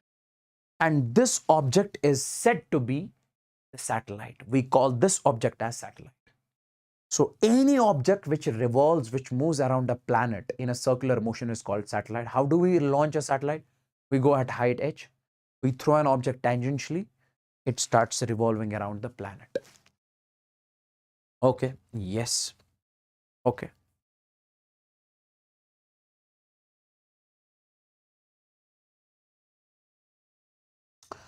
Now, there are two types of satellites. We say active satellites and passive satellites.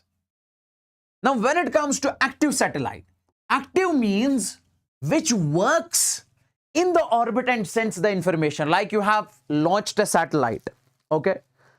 Now you are using this satellite, okay, for different purposes. It is sending the information. You are sending the information to the satellite. It is sending the information back, okay? It is there for a purpose. And when it comes to the passive satellite, passive, it means a normal object. You have launched an object, now it is revolving. We have nothing to do with that object.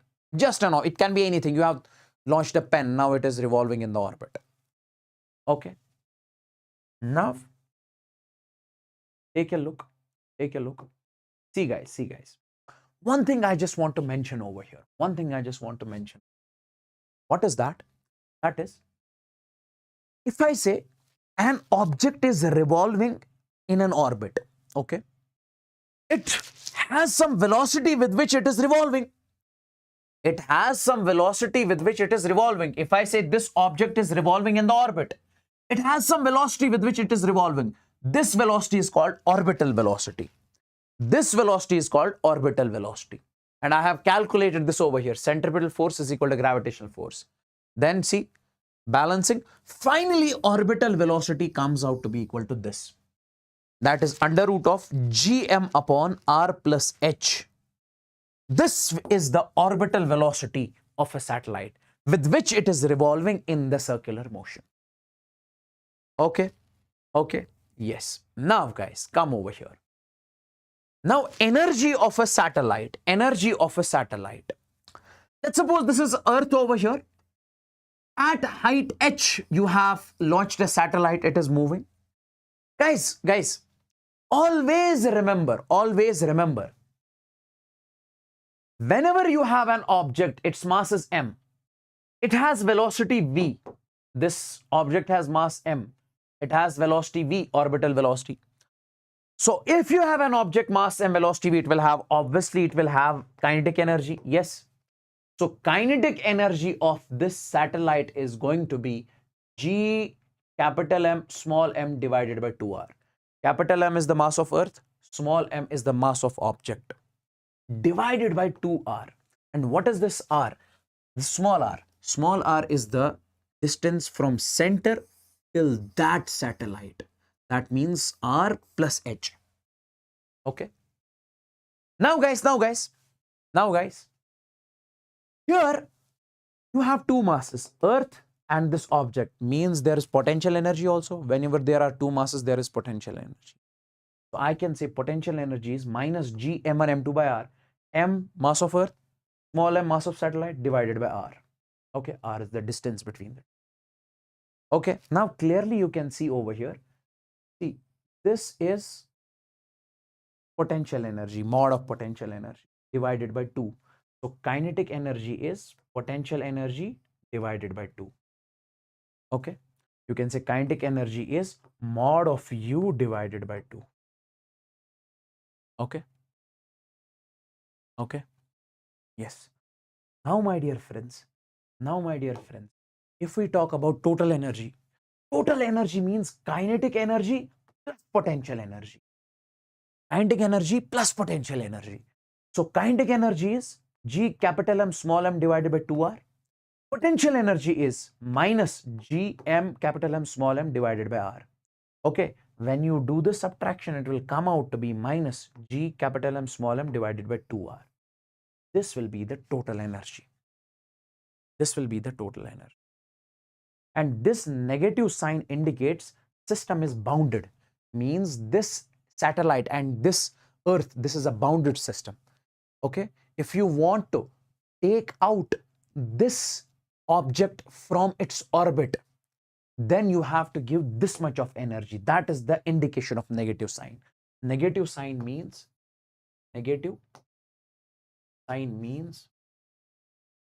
system is bounded.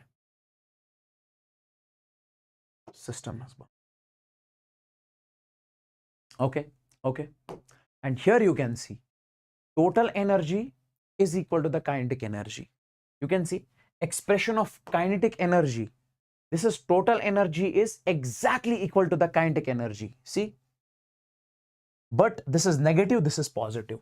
So in terms of magnitude wise, we say both are same. And half of potential energy and u by 2. Now guys, take a look over here. Take a look. Guys, if we make the graph over here, this is energy versus R. Guys, when it comes to the kinetic energy, I want you guys to understand one thing. Kinetic energy is positive. Graph will be from the upper side. Potential energy is negative. Graph will be from the lower side. And total energy is also negative. Graph will be from lower side. That's why kinetic energy graph is from upper side. Total energy graph and potential energy graph is from the lower side. I hope this is also clear.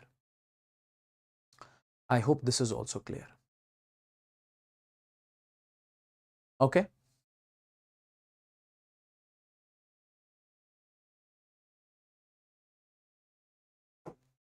I hope this is also clear.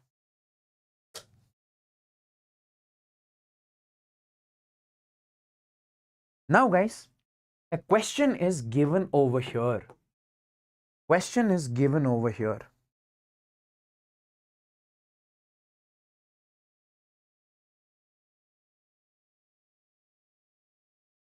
A question is given over here. an artificial satellite, an artificial satellite around a planet for which gravitational force varies with the distance r from its center, f is proportional to r square. So f is proportional to r square. Its orbital speed, if its orbital speed, if v naught is its orbital speed, then v naught is proportional to. Guys, tell me one thing.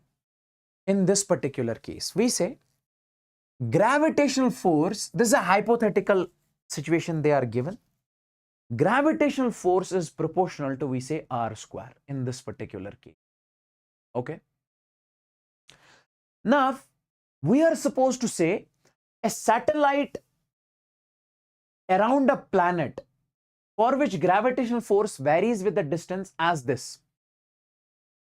We are supposed to find what is the relation of orbital velocity with r. Can I say, if this is the relation, I can say this is mv square divided by r is proportional to r square, because gravitational force is mv square by r only. Now, if you take it over here, so this will be mv square is proportional to r cube. So v, what is this v? V is the orbital velocity. V is proportional to r raised power 3 divided by 2. Because if you take it over here, it will be 3 by 2. So option B. Option B.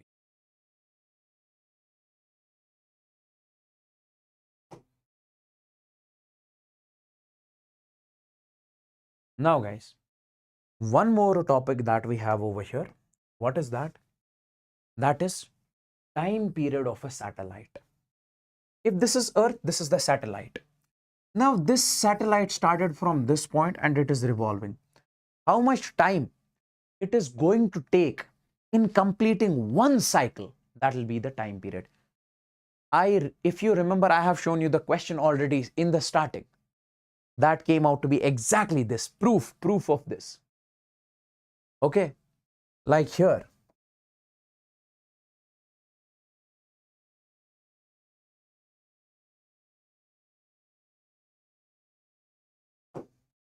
Here, this one, 2 pi under root of r cube divided by gm. So that is the same proof for this. That is the same proof for this. So how much time the satellite is going to take in completing one cycle, that will be the time period, and that is 2 pi under root of r cube divided by gm. Okay.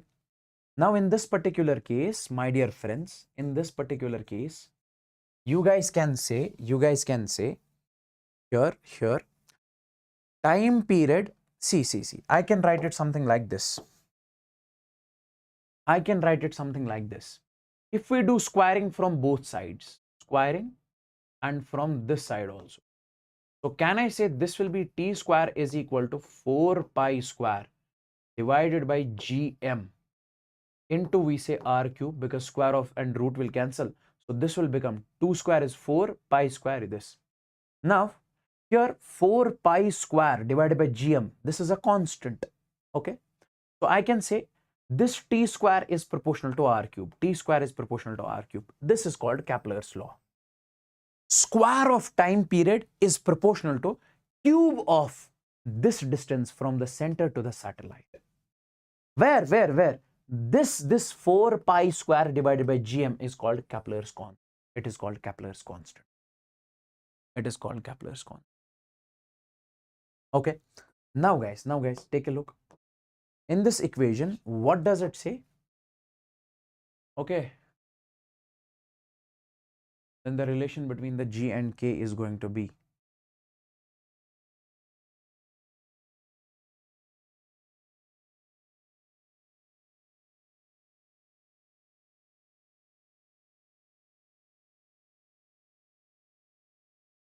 four pi square is equal to gm. 4 pi square is equal to gm.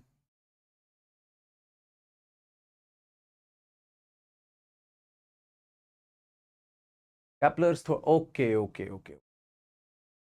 Kepler's third law states that the square of this proportional, where k is equal to, t is equal to k square. See, what does Kepler's law say? T is equal to k r cube, where k is the constant. Okay.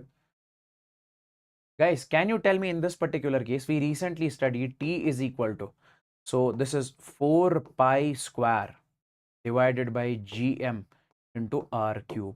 Now compare these two equations. Okay, so can I say here k will be equals to 4 pi square divided by gm? Yes, take it over here. So this will be gmk will be equals to 4 pi square.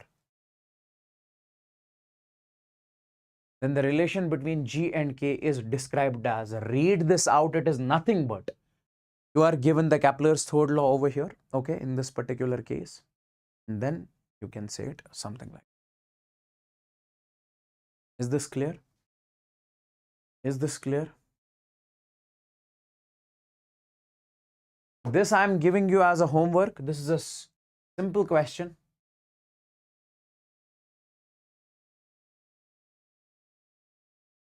Okay. A satellite of 400 kg revolves around the Earth in an orbit with a speed of 200 meter per second. Okay. Then if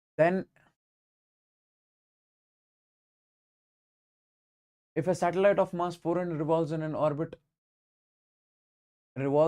the Earth in an orbit with a speed of, then it's what?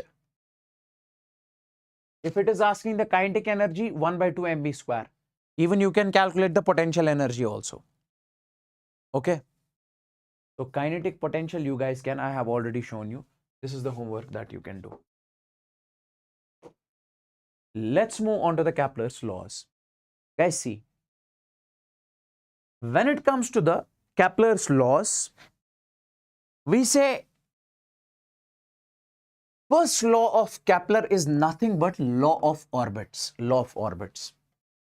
What does law of orbits actually say? It says that all the planets, move in an elliptical orbits,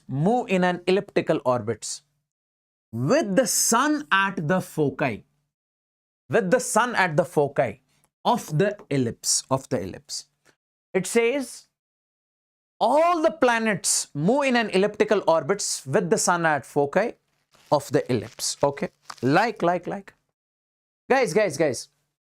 let's suppose this is Earth over here. This Earth revolves around this sun in an elliptical orbit. This is the elliptical orbit. This is not the circular orbit. This is elliptical orbit with sun at foci. This is the foci. Okay, sun is not exactly at the center. Sun is somewhere around over here. This is called the foci. Okay. Now guys, this point over here from the sun, this distance is called the R minimum. This is the minimum distance. Let's suppose when the Earth reaches here, this is the minimum distance between Earth and sun, and this point is called perihelion. Okay, that is the minimum distance between Earth and the sun. Okay, Earth and the sun. Now, my dear friends, when Earth is here, don't you think that this will be the maximum distance between Earth and sun? So that's why we call it R max. So this is what we call the ephelion. And my dear friends, R max is the maximum distance between sun and the Earth. R minimum is the minimum distance between sun and the planet. And guys, this R minimum plus R maximum is going to be 2a. Okay, this is going to be 2a. Next, R maximum plus R minimum is going to be 2a, where A is called the semi-major radius. Guys, see. What is semi-major radius? And see, this will be over here considered as, that is major radius. Semi-major radius means this half, means major radius will be 2a. Semi-major radius is going to be, that is a. Semi-major radius. Now, in terms of eccentricity, we can write it directly. Remember, we don't have to go in detail in this one.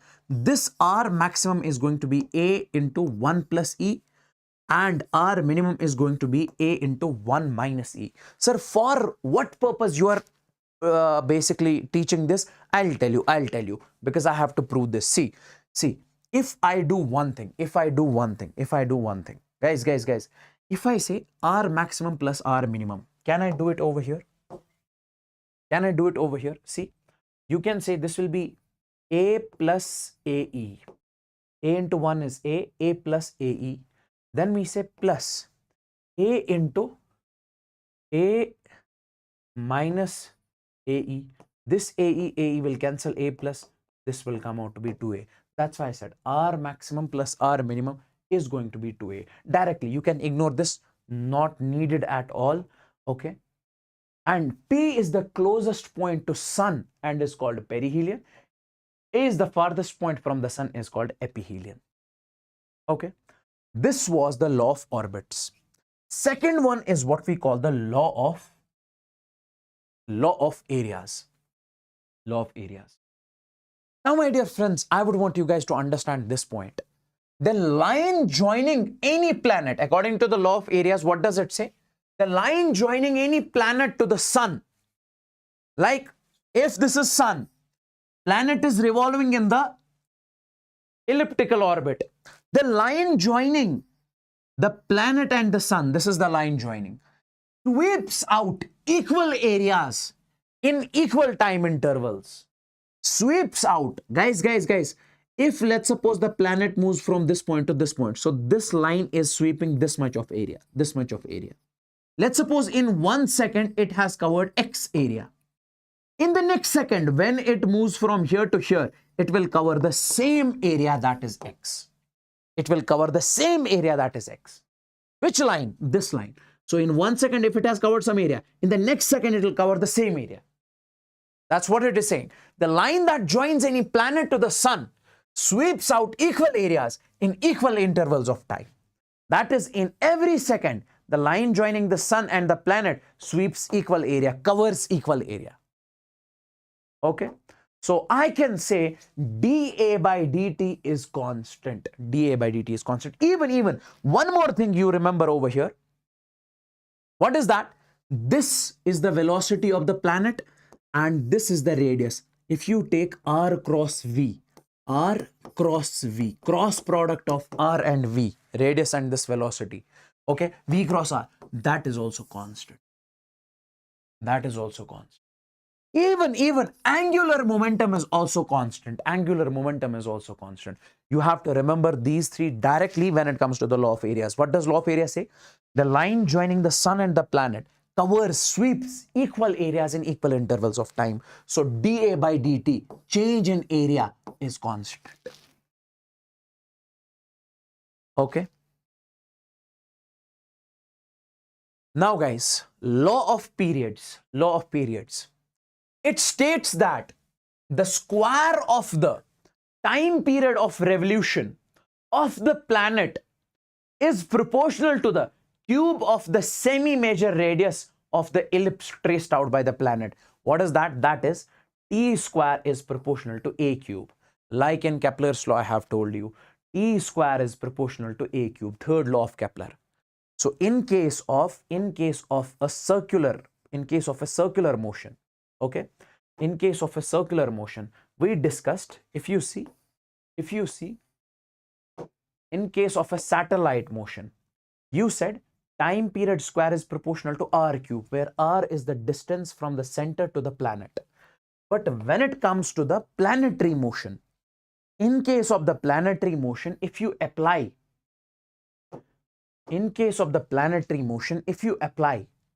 the Kepler's third law, you can say T square is proportional to A cube.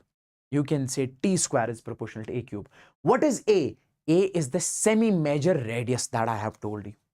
And you can say, replace this proportionality with a constant K, and this K will be equals to, that is 4 pi square divided by GM. Already we have discussed this. Next. Okay. Where T is the time period of the revolution, A is the semi-major axis of the elliptical orbit traced out by the planet. Okay. Like. Guys. One more thing I just want to mention over here. What is that? What is that? That is. This is minimum radius, this is maximum radius. Okay. And guys, when you say maximum radius plus minimum radius divided by 2, that is total radius divided by 2, that will be average radius. And that will be, this is 2a divided by 2, 2 will cancel, that will be a. So means a is also called the average radius, where a is called the semi-major radius, or it is also called the average radius. Okay. And this is the graph between t square and r cube. That is direct. This is going to be a straight line. Why? Because here, if you place t square on this axis, means power of this is 1. If you place r cube on this axis, power of this is 1. But if you make the graph between t versus r, in that case, graph will be this. Okay? Because relation is t square is proportional to r cube. But if you place t square and r cube here, then the graph will be straight line. Keep this thing in your mind. Okay. According to the Kepler's planet moves in elliptical orbit around the sun with the sun at its foci. Option D. Okay. Now, what is the answer of this one? The period of a satellite in a circular orbit of radius r is t. Okay. The period of another satellite in a circular orbit of radius 4r. Guys, what is the time period? That is 2 pi under root of r cube divided by gm. So gm constant, 2 pi is constant. So time period is proportional to r cube. Now guys, it says if the radius becomes 4, if the radius is r, so time period is proportional to under root of r cube. If the radius becomes, now it says for another planet, if the radius becomes 4r, so time period t dash will be under root of 4r cube. So t dash is going to be 64r cube. So root 64 is 8. T dash is going to be 8r cube. And r cube is t. So t dash is going to be 8t. Time period will be 8t. Okay. Ignore this, this. So guys, that's all for today.